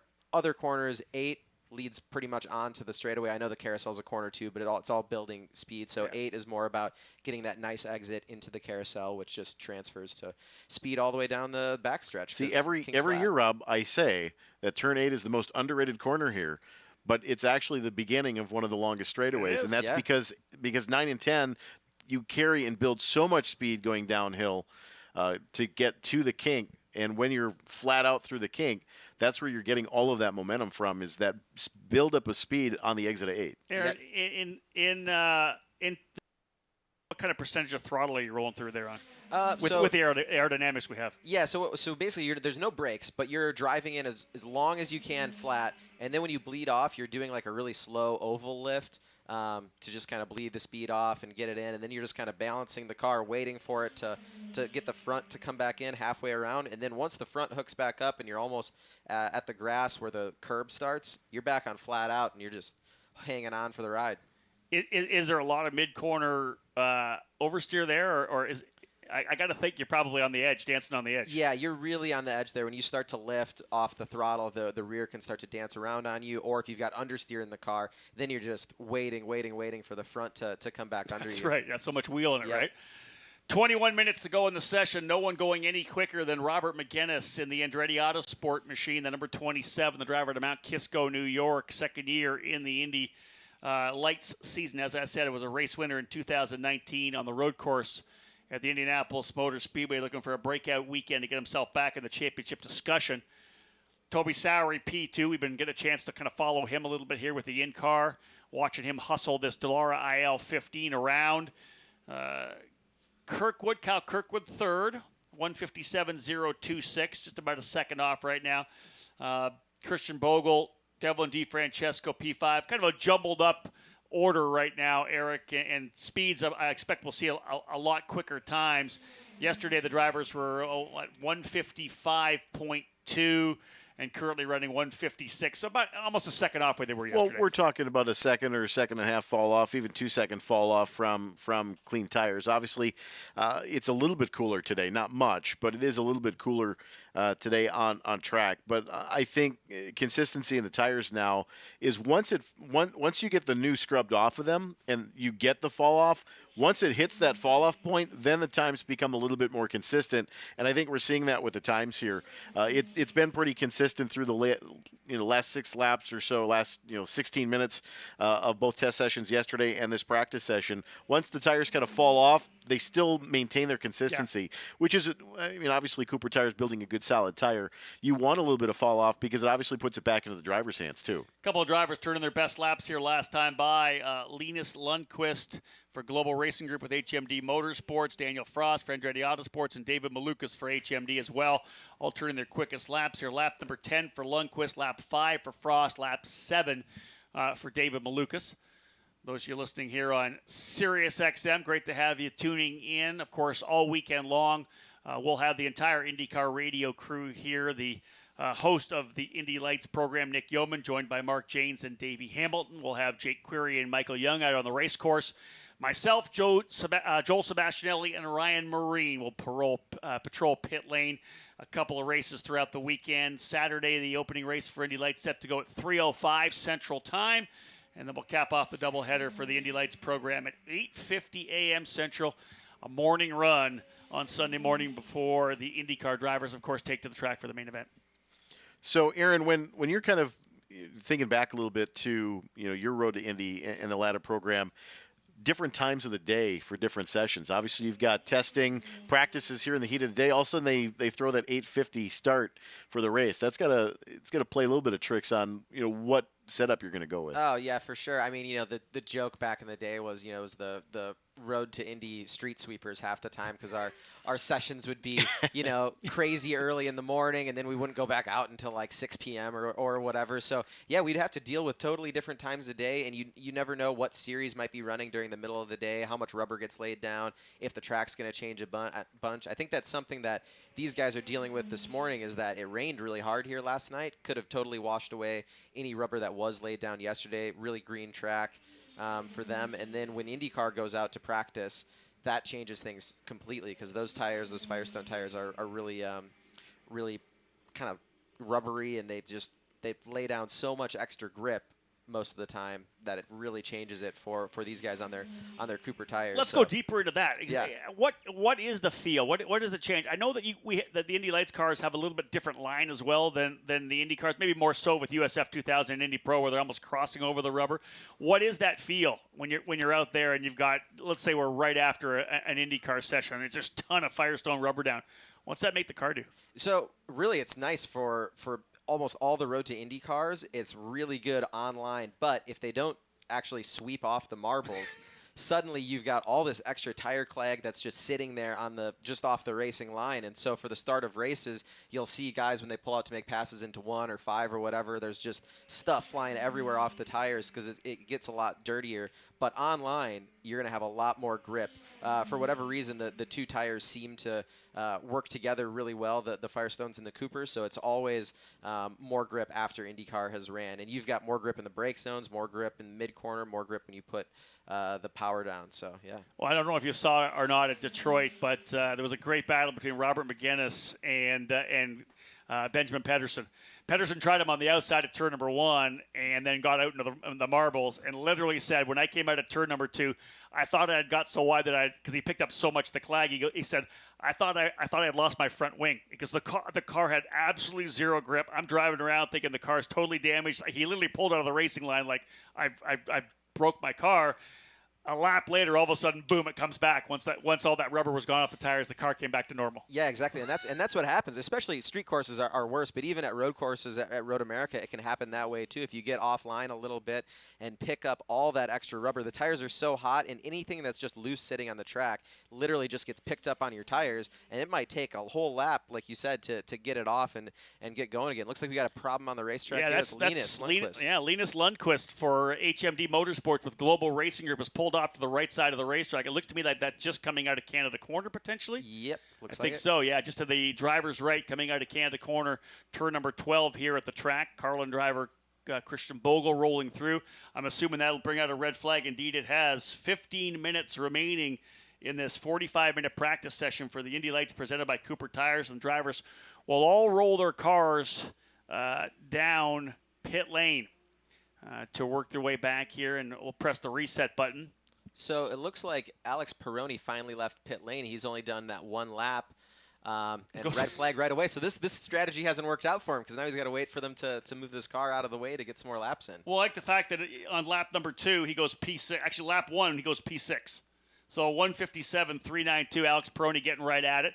Those of you potentially new to the Indy Lights program, your first chance to see them here in 2021. Alex Peroni finished 10th last year in the FIA Formula 3 Championship, a very talented driver from Australia. Blundstone sponsorship on the side of the Carlin Racing Machine, and has been getting quicker and quicker throughout the season. A driver who has had much success in Europe, winner in Formula Renault at Monaco, at Pau as well, the street circuit. So we really expected him to have a tremendous weekend at Detroit. He was quick, but had one issue in one of the races. But otherwise, a guy I think that's going to come up and get rolling midway through the season and towards the end of the season as he gets more comfortable racing over here. Because it's interesting, Aaron. Obviously, he did Formula Renault, did F3. It's an interesting transition to spend so much time in Europe and come over here to the American culture and to the American racing scene. Yeah, it is a bit different. I haven't done a ton of racing in Europe. I've mostly just raced at a few tracks in England with Team USA Scholarship, doing the Formula Ford Festival at Brands Hatch, and I did the Walter Hayes Trophy at Silverstone. And the tracks there are quite a bit different than they are here in the States. We're more old school here, where the track layouts are pretty unforgiving. If you make a mistake, you're probably going to have an accident instead of just, like at Silverstone, for instance, you can like go a mile off the racetrack and never hit anything. That's right. And so, at Road America, you've got a problem. There's walls there. Same with most of the tracks we go to. So for him to get used to it, I think he's doing a great job actually this year. It's a risk-reward thing. Yeah. I think this will be interesting, though, because I remember talking to Max Chilton a number of years ago, and he likened this track to a Spa. This was more of a European feel racetrack, and he felt a lot more at home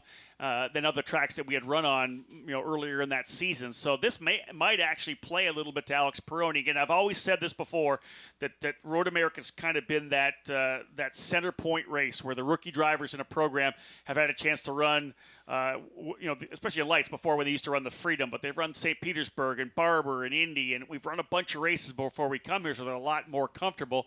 Really a turning point. You in your career, for sure, that battle you had with Pato O'Ward in 2016. Pato, of course, dominated. I think he won 7 races over the first half of the season, 6 or 7 races. Yep. You were probably second in almost all of those races as well. You guys battled like crazy for the championship, and then you turned around and we're able to come here and sweep the weekend, and that really changed the whole pendulum swing for you in the right direction. Yep, absolutely. I mean, the changing point halfway through a season, all these guys are gonna be feeling that. Kyle's getting on a run here, so he's hoping to extend it now, where he's came in after 2 wins, and hopefully he can keep it going here. Or like you said, it can turn around quick midway through the season. Someone else gets hot and takes over. Well, and guys that I think are ready for the breakout include a Toby Sowery, right? Finally getting comfortable with Juncos Racing.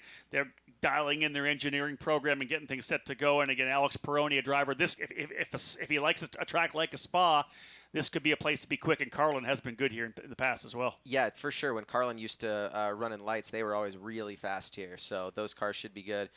Christian Bogle, it's his first year in Indy Lights. Yeah. He's only done USF2000, running P4 out there, so I think their cars are really good. Here's one thing I'll ask you, and this is obviously the race fans around here. If you're from Wisconsin, this is a place you come every year because you'll want to come and enjoy yourself at America's National Park of Speed, but there are teams that are local. And how important is it for a local team like a Pabst Racing when you were running with Arms Up Motorsports, the guys local to the track here, SCCA race, whatever it may be? How important? What's it feel like for a local team to be able to win at Road America? I mean, it feels amazing to win here. If you're a local, you've got local fans that are out cheering you on.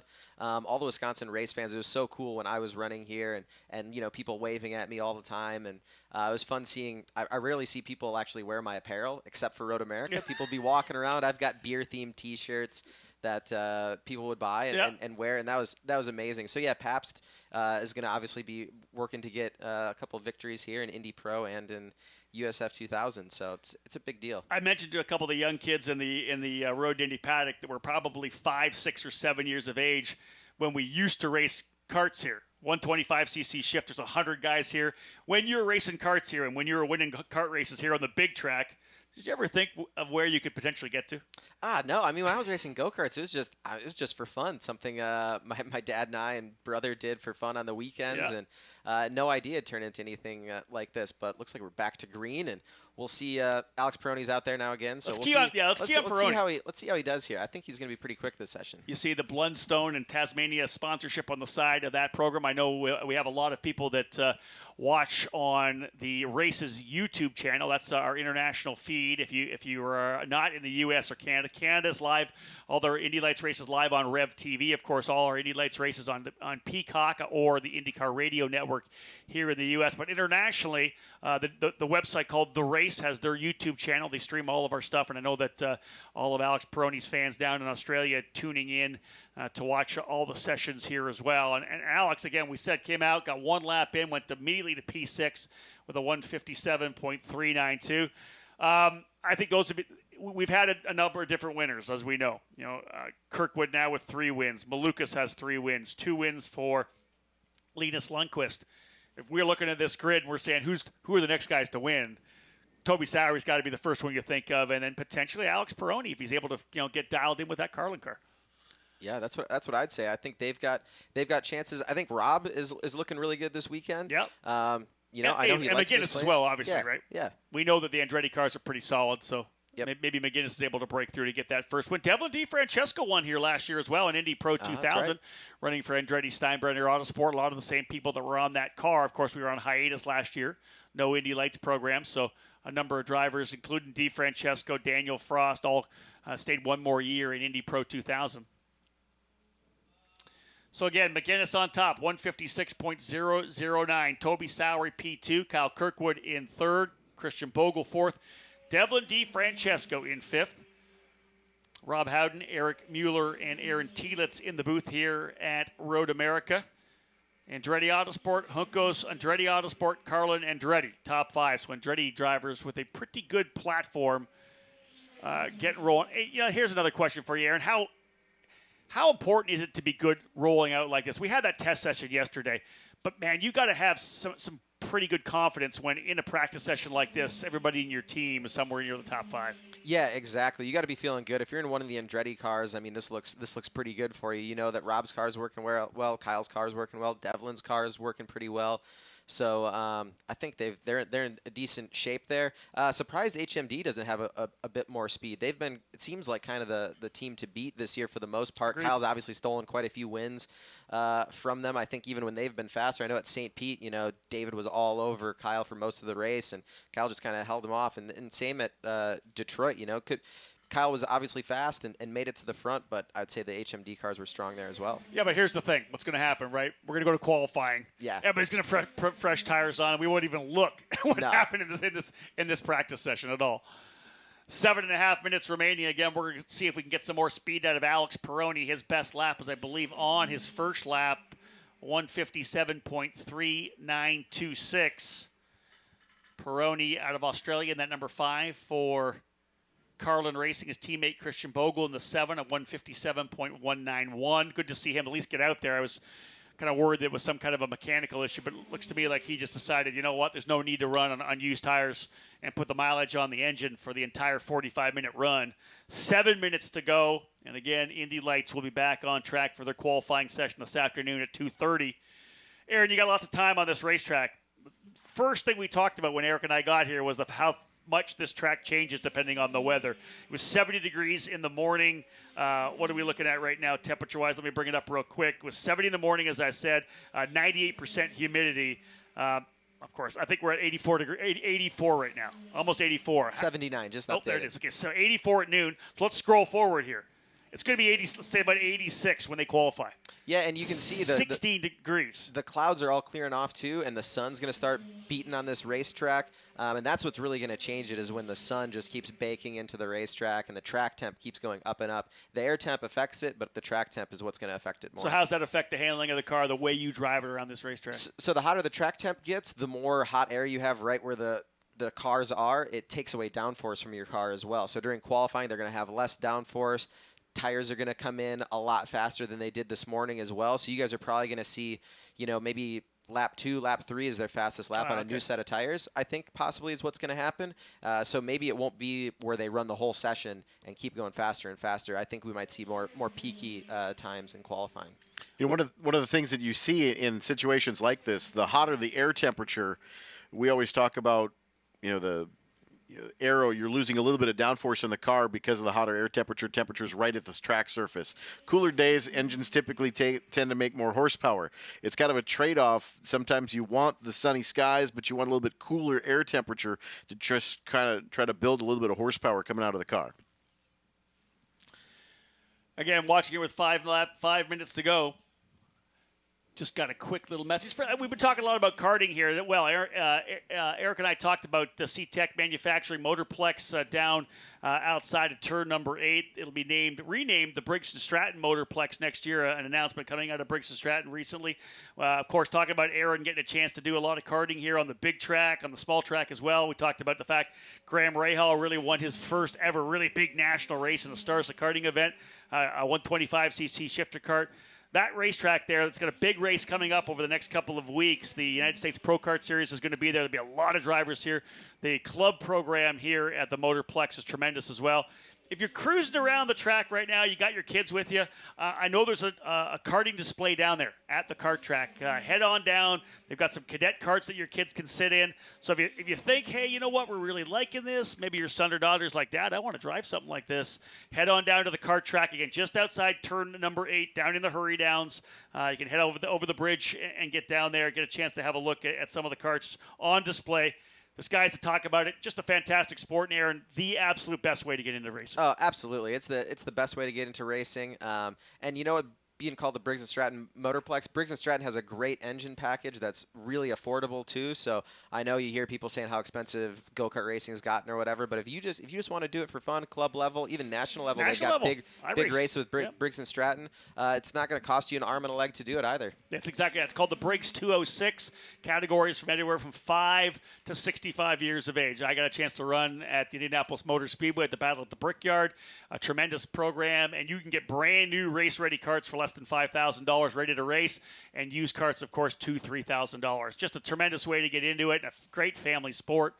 I always say about karting, and this is the cool factor as we get ready to wrap up Indy Lights, and so many of these drivers, almost everybody in the road to Indy coming through the karting ranks. Aaron's already pointing to live timing, and so we got Alex Peroni to P2. Alex Peroni to second. We'll cap that off in a second. But I always say this. There's not another sport. You can't do it in soccer, baseball, basketball, where the parent and the child have to work together. They go to the track to work together. If there's an issue, they have to solve it together. They work together. And by the end of it, it just doesn't happen, right? You have a coach where you're playing basketball, baseball, soccer, whatever it is. But in karting, the family works together to solve problems, the ups and downs. It's just such an amazing opportunity, I think. Yeah, absolutely. Great family sport. Everybody gets involved.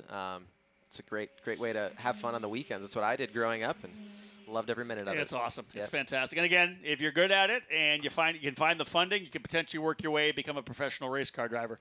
Robert McGinnis says we're getting ready to cap things off. 2 minutes to go. It's still that 156.009 standing as the best lap. But Alex Peroni has only been on the racetrack for 6 laps, waited till late in the session.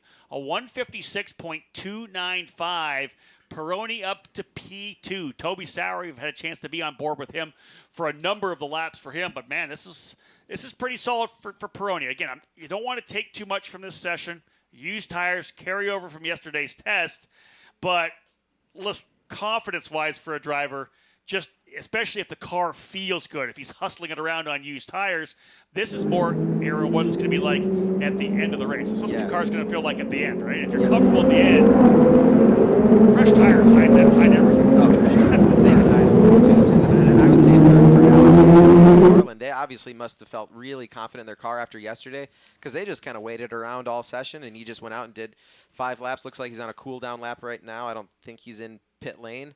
But yeah, straight almost to the top, real close with the time McGinnis did. So I think they're looking fairly strong. Drivers working their way into pit lane now. David Malukas is done.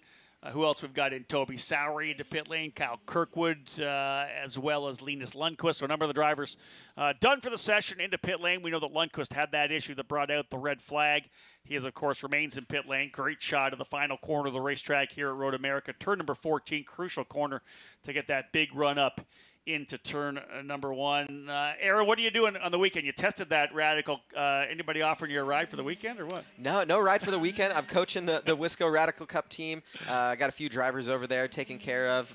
So watch for them for their qualifying session coming up at 1, and then they've got a race later today at 5:30 too. It's exciting racing, actually. You know, dude, we're super proud of what you've been able to do, and of course you had a tremendous run through our entire road to Indy. Let us know what's your next event. Where are you? Next event is the 6 hours of Watkins Glen with the Vassar Sullivan Lexus team. And actually, 2 of my teammates are in Indy Lights. Robert McGinnis is the endurance driver for the 12 car, and Kyle Kirkwood is on our car, the 14 car. We're going to slap a Road to Indy sticker on that thing. We should. That's pretty solid. Yeah. Hey, man, I appreciate you joining Eric and I here. Thank you so much. Yeah, thanks, guys. Thanks for having me. Great to see you, Aaron. Yep. Aaron Telitz, folks, again, one of the legend drivers of the Road to Indy. So many race wins coming up through the ranks. 2016 Indy Pro 2000 champion, as I said. Indy Lights race winner, the cusp of getting to IndyCar. But again, the skills that he has both inside and outside of the car, what we try to develop in this Road to Indy, is what helped him land the ride with Vassar Sullivan to become one of the stars, of course, of the IMSA program. And again, he said it. He would like to get into the Indianapolis 500. So let's say you're a big Fortune 500 company from Wisconsin. You want some marketing, and you want to be at the greatest spectacle in racing, and you want to sponsor a Wisconsin driver. Aaron Telitz is your man, folks. I'd love to see him in the Indianapolis 500. Checker flag has flown to end this session. Robert McGinnis turned that lap back on lap number 4. He gets a total of 14 in the books over a 45-minute session, a 156.009 for Robert McGinnis. Quick time. Alex Peroni in second, only 7 laps total, but his 5th puts him to P2, so a good run there for the Carlin driver. Toby Sowery in 3rd, Kyle Kirkwood 4th, Christian Bogle in 5th. Again, Eric Mueller and I will be back here on Sirius XM this afternoon at 2:30 Central Time, as Indy Lights will be on track for qualifying. And then all weekend long, the IndyCar Radio Network, the entire crew will be here to bring you the broadcast for Indy Lights. Of course, anchor Nick Yeoman, joined by the voice of the Indianapolis 500 and the IndyCar Radio Network, Mark Janes. Our driver analyst, Davey Hamill, will be on board as well. Jake Query and Michael Young will be out on the racetrack in the corners, calling this tremendous racetrack. And I'll be patrolling pit lane alongside Joel Sebastianelli and Ryan Marine. Thank you so much for joining us here, folks, from Road America. Qualifying for Indy Lights coming at 2:30 this afternoon. Robert McGinnis, fastest driver here today. Alex Peroni, Toby Sowery, Kyle Kirkwood, and Christian Bogle rounding out the Fast Five. Again, 2:30 this afternoon, Indy Lights qualifying, but we are done here from Road America on Sirius. My name's Rob Howden. Bye for now.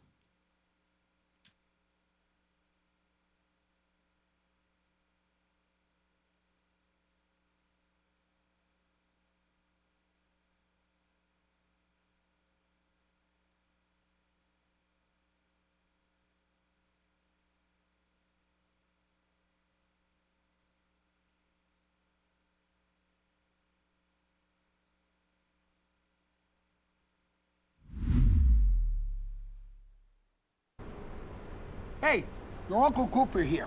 Once upon a time, there was a girl named Goldie, my niece, your cousin, and Goldie didn't know which tires were right for her. The first ones were too much tire, and then the next ones were not enough tire. Anyway, long story short, Goldie found the Coopers, and they were just right. What a happy, practical ending. Go to sleep. I love you. Go with the Coopers. Cooper!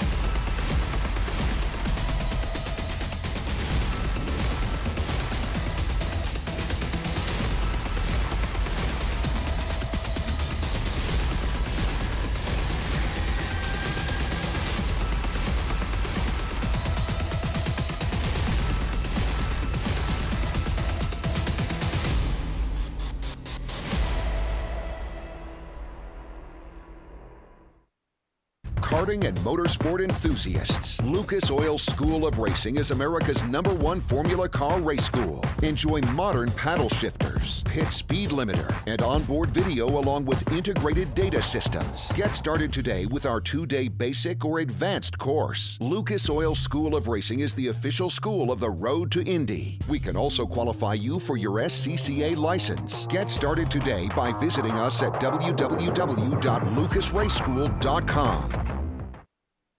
With over 40 years in business, High Tide Boat Lifts is committed to elevating your craft. Whether you own a personal watercraft or a large yacht, we can design and create the perfect lift for your needs. At High Tide Boat Lifts, we understand that you've worked hard to get to a successful place in life. We'll ensure you have a hassle-free experience, maximizing the time you spend on your boat with family and friends, and supporting your dreams out on the open water.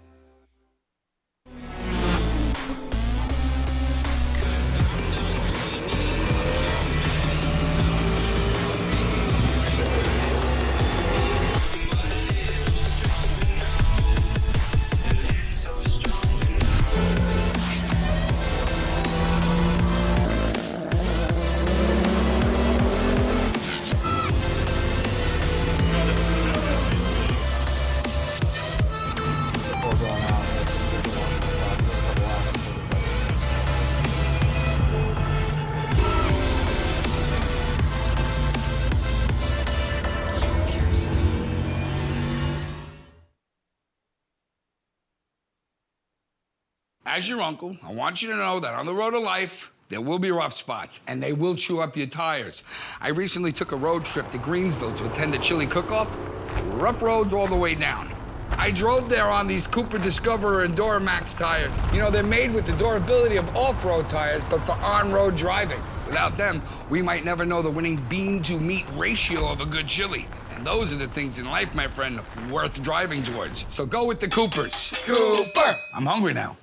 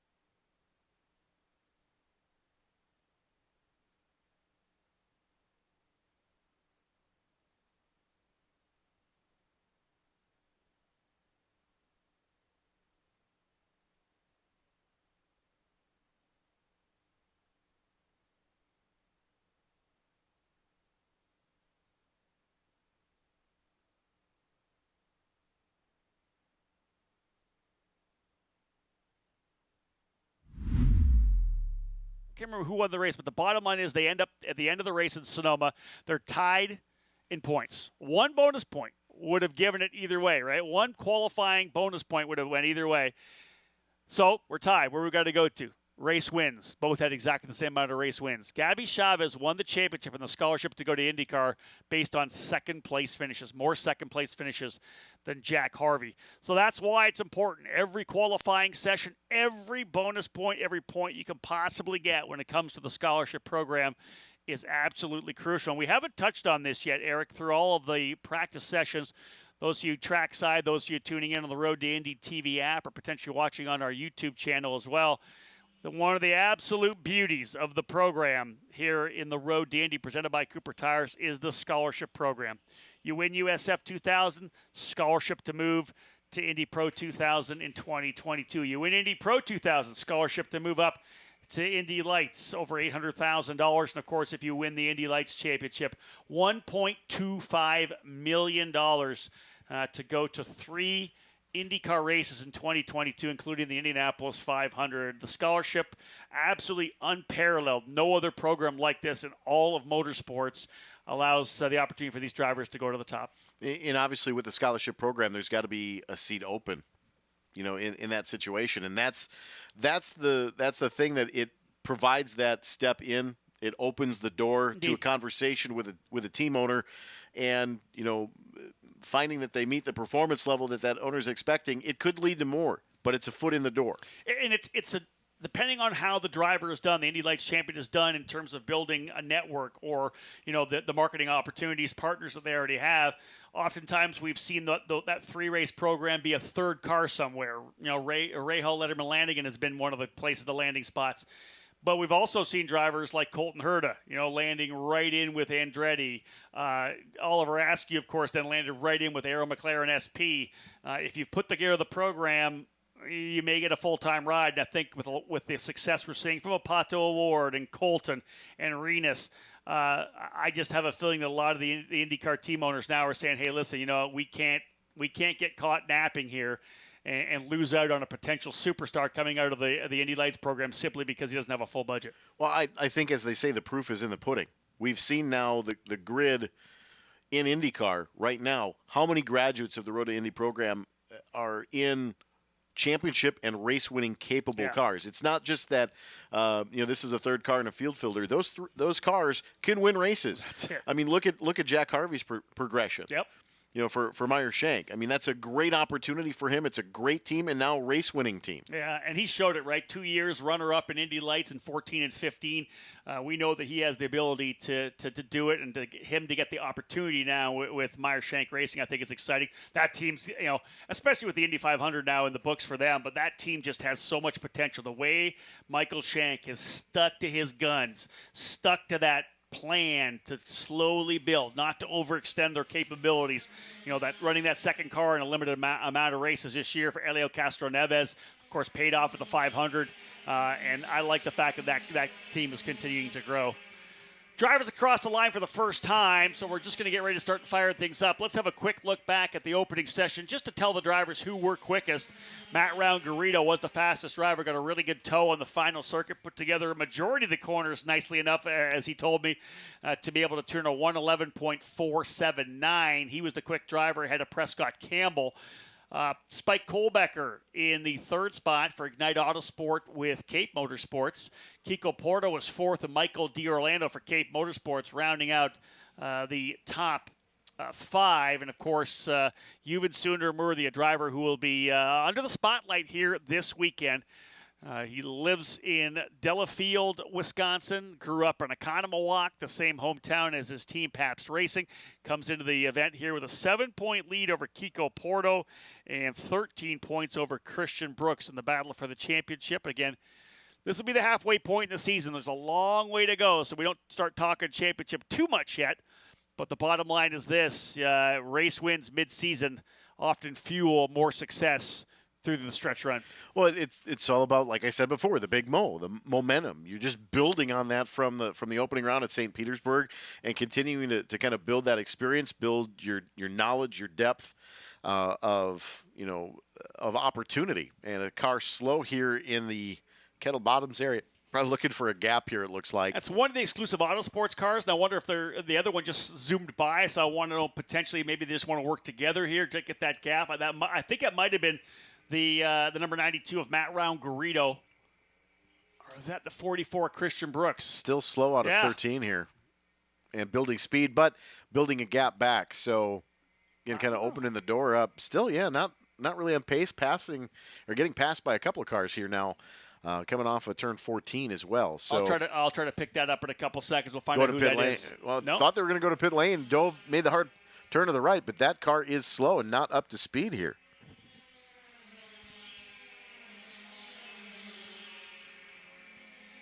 That's the 44 at Christian Brooks. I have a feeling there was an issue with Christian Brooks in the last session. I think they had some kind of an electrical issue, so potentially just out on the racetrack, getting a feel for it to see if everything's where it needs to be. So indeed, Christian Brooks, the driver who was slowing in the 44, did not come into pit lane, so I have to believe potentially just kind of letting guys go back a little bit. Only, I think, got 3 or 4 laps on the opening session. So we'll see whether or not there could be a potential issue here with Brooks. But again, earlier on in this session here, Brooks, P3 in the championship, going to dial things in. Fresh tires on all the cars here as they roll it on track. Matt Round Garrido, 212.621 as he was the quickest driver on that opening circuit. Number of drivers still staying on pit lane. I'll fill you in on that. They did a 211.479. Let's have a look as well. Again, track record here for qualifying at 209.258. So well off the qualifying record set by Rasmuth Lint back in 2018, 3 years ago. Only 9 drivers have taken to the track as of yet. Cape Motorsports drivers look like they're getting ready to start pulling out here. So a couple teams not showing the urgency, Eric, to get out immediately. Well, Aaron kind of mentioned that in the Indy Lights, coverage that, in qualifying you may not be seeing with the track temperatures being a little bit warmer, sun baking in, you may not see the stay out and go faster, faster, faster, faster. You may be seeing an outlap, a flyer, an in-lap, and to try to save the motor and save the tires. And if we've tightened that window up because all of a sudden the tires are going to get their maximum grip early, you're right. And again, just 3 sets of fresh tires as well for the entire weekend. So they used the carryover set from the test session yesterday, or from yesterday to today. So the 3 sets for 4 sessions, 2 qualifying, 2 race. Very interesting to see how things will all shake out here. Time ticking away here for the drivers in USF2000, just early in the run here, just about 8 minutes in. I got to think that maybe you're using qualifying 1 maybe as your do an outlap, maybe put on older tires. Do your banker lap, maybe? This is it. You can't put older tires on. Those carry over for the only the first practice sessions. Right. You're on fresh rubber now. You got three sets essentially. But you're right. Do you go out, put a banker lap in, do a 3-lap run, get something you think is going to be fast enough, hold those tires and put them off. Right. Maybe for the race, maybe for qualifying tomorrow. Maybe you haven't taken the most out of them yet because of the way the track temp is. Because remember, let's look at when the races are, right? We qualify again this afternoon at 3:15. They're on track tomorrow for the race at 11:15. You could use a set. Let's say you go maybe 5 laps on them, and we go racing at 8 a.m.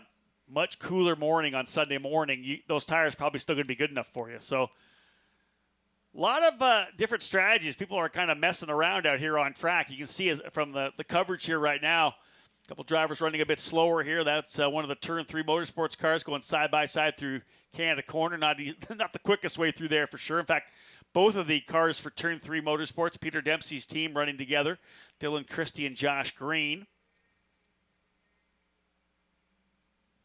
We'll get a better look when they come back around. Bajoy Garg from J. Howard Driver Development currently up top. A lot of drivers have not yet gone out, at least not yet put the first time in. Have not yet seen Kiko Porto, Nolan Siegel, Eli Navarro, Prescott Campbell. That's all the D-Force drivers. They're just putting their first laps in the books right now.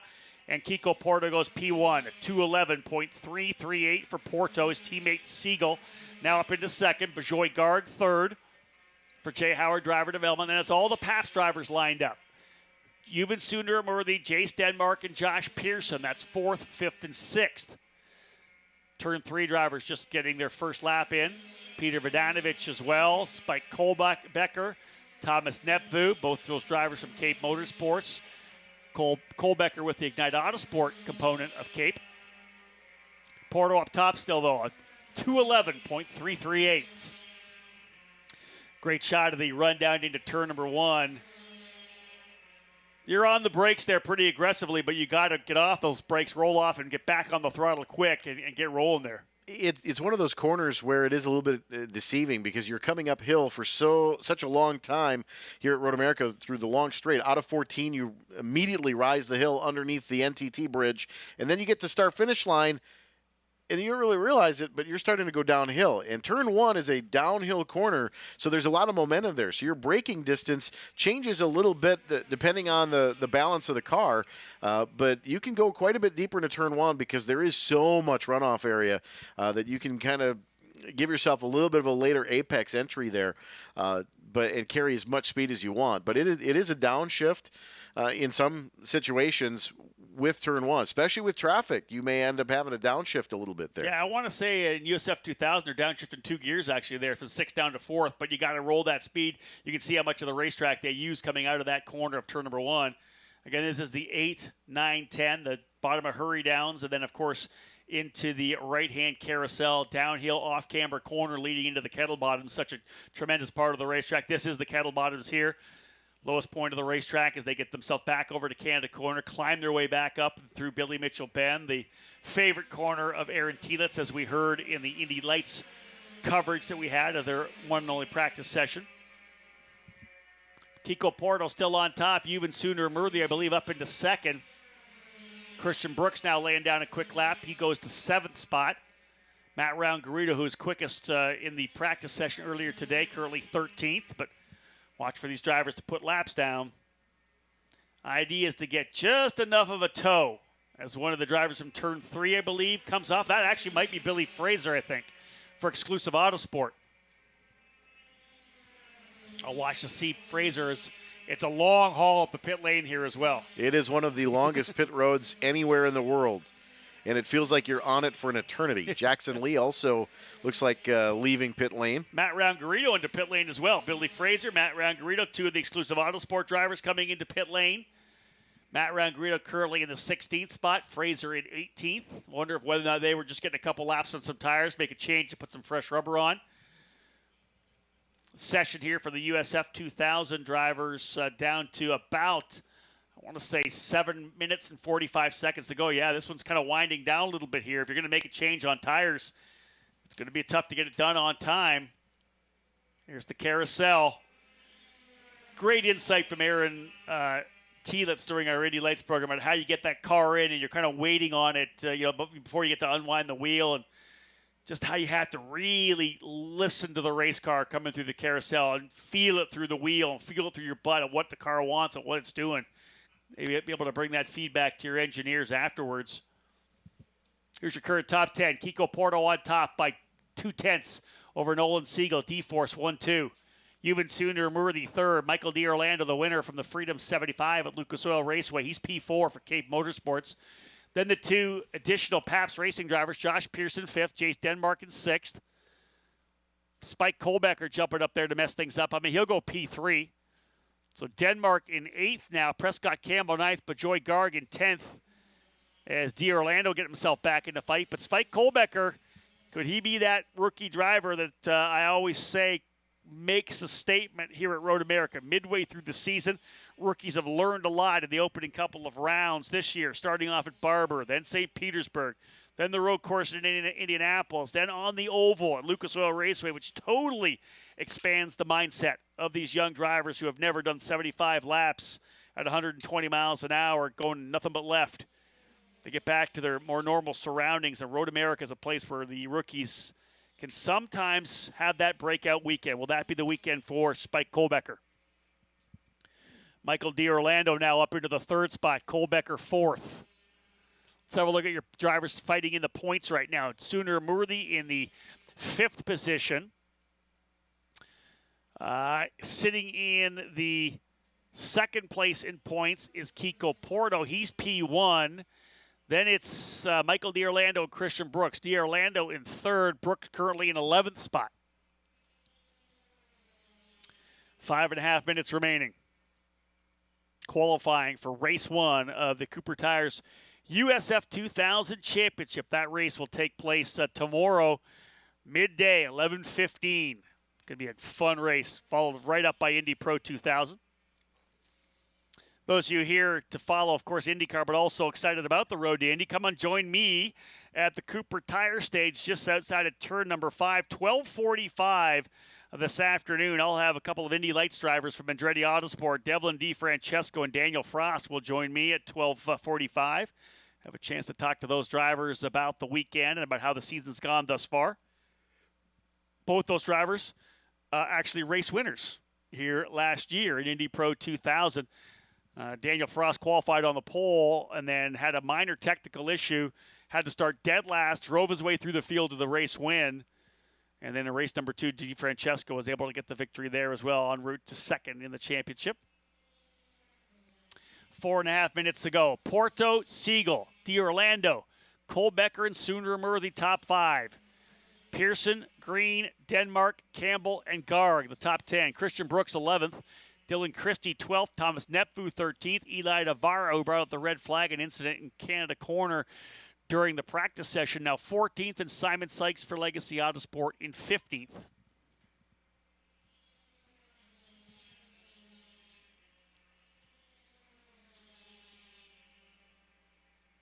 A little bit different look in turn 2, the Aaron's Tunnel now, which was longtime Briggs and Stratton Tunnel, but a little bit different look here at Road America. But this track coming alive today on this Saturday, or this Friday for qualifying. For Saturday tomorrow morning, you said that Q2 session, 8 a.m. tomorrow morning. They race. They qualify this afternoon. That's right. Q2 this afternoon. It's their race on Sunday morning, 8 o'clock in the morning for USF 2000. Much different conditions. They actually qualify this afternoon at 3:15. Qualifying for Indy Pro at 1:45. Qualifying for Indy Lights at 2:30. Qualifying Q2 for race 2 at 3:15 for USF 2000. Final 3 minutes here in Q1. Next on the docket here at Road America is the Vintage Indy Registry. After a brief break, so you get a chance to stretch your legs out of the booth for a couple minutes. Kind of. I'm also at the Cooper Tire Stage at 12:45, so I'll have a chance to wolf down a brat, I think, or two, maybe two. We'll see. Definitely got to get my first brat of the weekend. But then back at it, as I said, for the Cooper Tire Stage, looking forward to talking to Devlin and Daniel down there at 12:45. Then I'll be back up here at 1:45 for Indy Pro 2000. They'll get their qualifying session in the books for race number 1. Number of drivers heading to pit lane, 2 minutes and 20 seconds to go. That will be it for these drivers here. No sense. You're not going to try to put on tires and come back out because this will be it. So a lot of those drivers coming into pit lane already. Josh Pearson, Jace Denmark, Bajoy Garg into pit lane, as is Nolan Siegel. Kiko Porto, who sits second in points, trying to get a bonus point for qualifying on pole. Already a winner this year. 212.789 for Kiko Porto. Siegel, D'Orlando, Kohlbecker, and Sundermurthy, your top 5. Christian Brooks, 11th. He will not be happy with that. Driver currently sitting third in the championship points. Needs a good run here at Road America to tighten things back up. Thomas Nepfu, Jackson Lee, and Peter Vodanovich all turning their fastest laps last time by. Top 10 separated by less than a second. Top 23 by less than 2 seconds. Minute and a half remaining in the qualifying session for USF 2000. Kiko Porto holding on to P1. We'll see what happens here. Trey Burke into pit lane. Trey Burke in 20th. His best qualifying effort of the year so far. 212.488. Burke just 1.6 red flag. 6 seconds back. Red and checker coming out. I'll let Eric try to look around the track to find out where the incident is. Turn 14, right underneath the Rev Vehicles for Life sign. Looks like somebody's nosed in just past the 13 exit kind of in transition back to 14. It looks to me like potentially one of the Jay Howard driver development cars has made contact coming out of the Billy Mitchell bend. So that's going to red flag it. Kiko Porto is going to get the pole. A 2:10.789 for Kiko Porto. Final lap for Matt Round-Garrido. He goes to P10. What a big recovery for Matt. Up into 10th to lead the exclusive Autosport group. Porto, P1. He'll start alongside Nolan Siegel on row 1 in the race tomorrow. Michael D'Orlando and Spike Kohlbecker, 3rd and 4th. Juven Sunder-Amurthy and Prescott Campbell, 5th and 6th. Josh Pearson and Josh Green, 7th and 8th. And Jace Denmark and Matt Round-Garrido round out the top 10. Bejoy Garg, 11th. Christian Brooks, 12th. Thomas Nepfu, 13th. Dylan Christie, 14th. And Eli Navarro in the 15th spot. Drivers, of course, circulating around, getting themselves to pit lane. Trying to figure out which driver that is from Jay Howard driver development involved in the incident.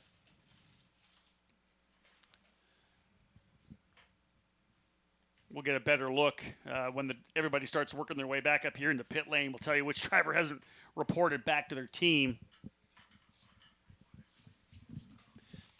All right, we got a chance to have a quick look at the replay here, folks. Those of you tuning in on the broadcast, here it is coming out. Drivers right, coming up over the bend, and it looks like potentially, just losing it, dropping those wheels. It's easy to do that. Drop your right rear wheel off on a little bit of the transition from grass to pavement in the shortcut between 13 and 5. There's a little bit of an abnormal dip right on the corner there, and if you run your right rear tire right across the rumble strips and then you get into the grass a little bit, it's real easy to loop that around. And indeed, the driver involved there off and missed the tires, got into the concrete wall with the rear of the car. So it's going to be probably some significant left side damage. You got to think about the fact they're back out here at 5:15. So again, Porto, Siegel, D'Orlando, Kohlbecker, and Sunder-Amurthy, your top 5. That caps things off for qualifying for the drivers here in USF2000. That actually might have been Michael Myers actually there. I'm looking, the only 2 drivers have not come back into the pit are Kent Vaccaro and Michael Myers. Vaccaro in a red car for Miller Vinatieri Motorsports, so that might have been Michael Myers. I thought it was one of the Jay Howard driver development cars. Shot we're getting right now, not quite enough to be able to see through. There it is, folks, your unofficial results. Qualifying for race number 1 for the Cooper Tires USF2000 Championship. Bonus point for Kiko Porto, the Brazilian for D-Force Racing, and the number 12 on pole alongside his teammate Nolan Siegel. Cape Motorsport drivers Michael D'Orlando and Spike Kohlbecker on row number 2 for race 1. Juven Sunder-Amurthy alongside Prescott Campbell in row number 3, 5th and 6th. Those drivers both winning at Barbara Motorsports Park earlier this year.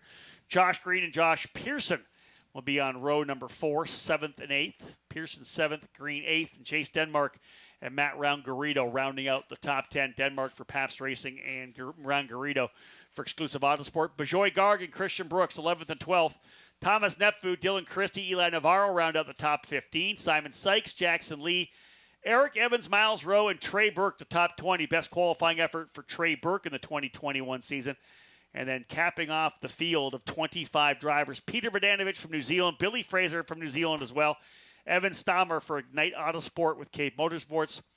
And there it indeed was Michael Myers in the number 42 machine, dropping a wheel coming off of turn number 13. Pretty easy to do, Eric, as you had said. You can see the damage. As I said, I knew there was going to be left side damage. I want to say probably left rear and left front as well. Yeah, there's damage to both sides of that car. And that happens when a racing car at speed hits an immovable object like a concrete wall. Yeah, and at first it looked like it may have just been, at first look, it looked like it may have just been some nose damage, maybe a little bit of left front damage, but definitely some pretty significant impact with the left rear corner wishbone, all of the suspension components bent considerably there. So that team is going to have a little bit of work to do this afternoon. Yeah, you can see the upper control arm there, pretty significantly bent, damage to the wheel as well. Yeah, a lot of work to do there for the crew of Michael Myers Racing, the Myers Garage Sturgis finishing machine. But nonetheless, that caps things off again from qualifying for USF 2000. The Road to Indy, folks. Back at it again. 1:45 this afternoon. Indy Pro 2000 qualifying. But again, to cap things off, 12:45 at the Cooper Tire Stage, a Q&A with myself, Devlin DeFrancesco, and Daniel Frost. We invite you to join us just outside of turn number 5. Eric, done for the morning. Time to grab some lunch and back at qualifying this afternoon. Grab yourself a double brat. You know you want it. Can't wait. Jim's Golf Cars, sales, service, and rentals. Looking for a new or used golf car?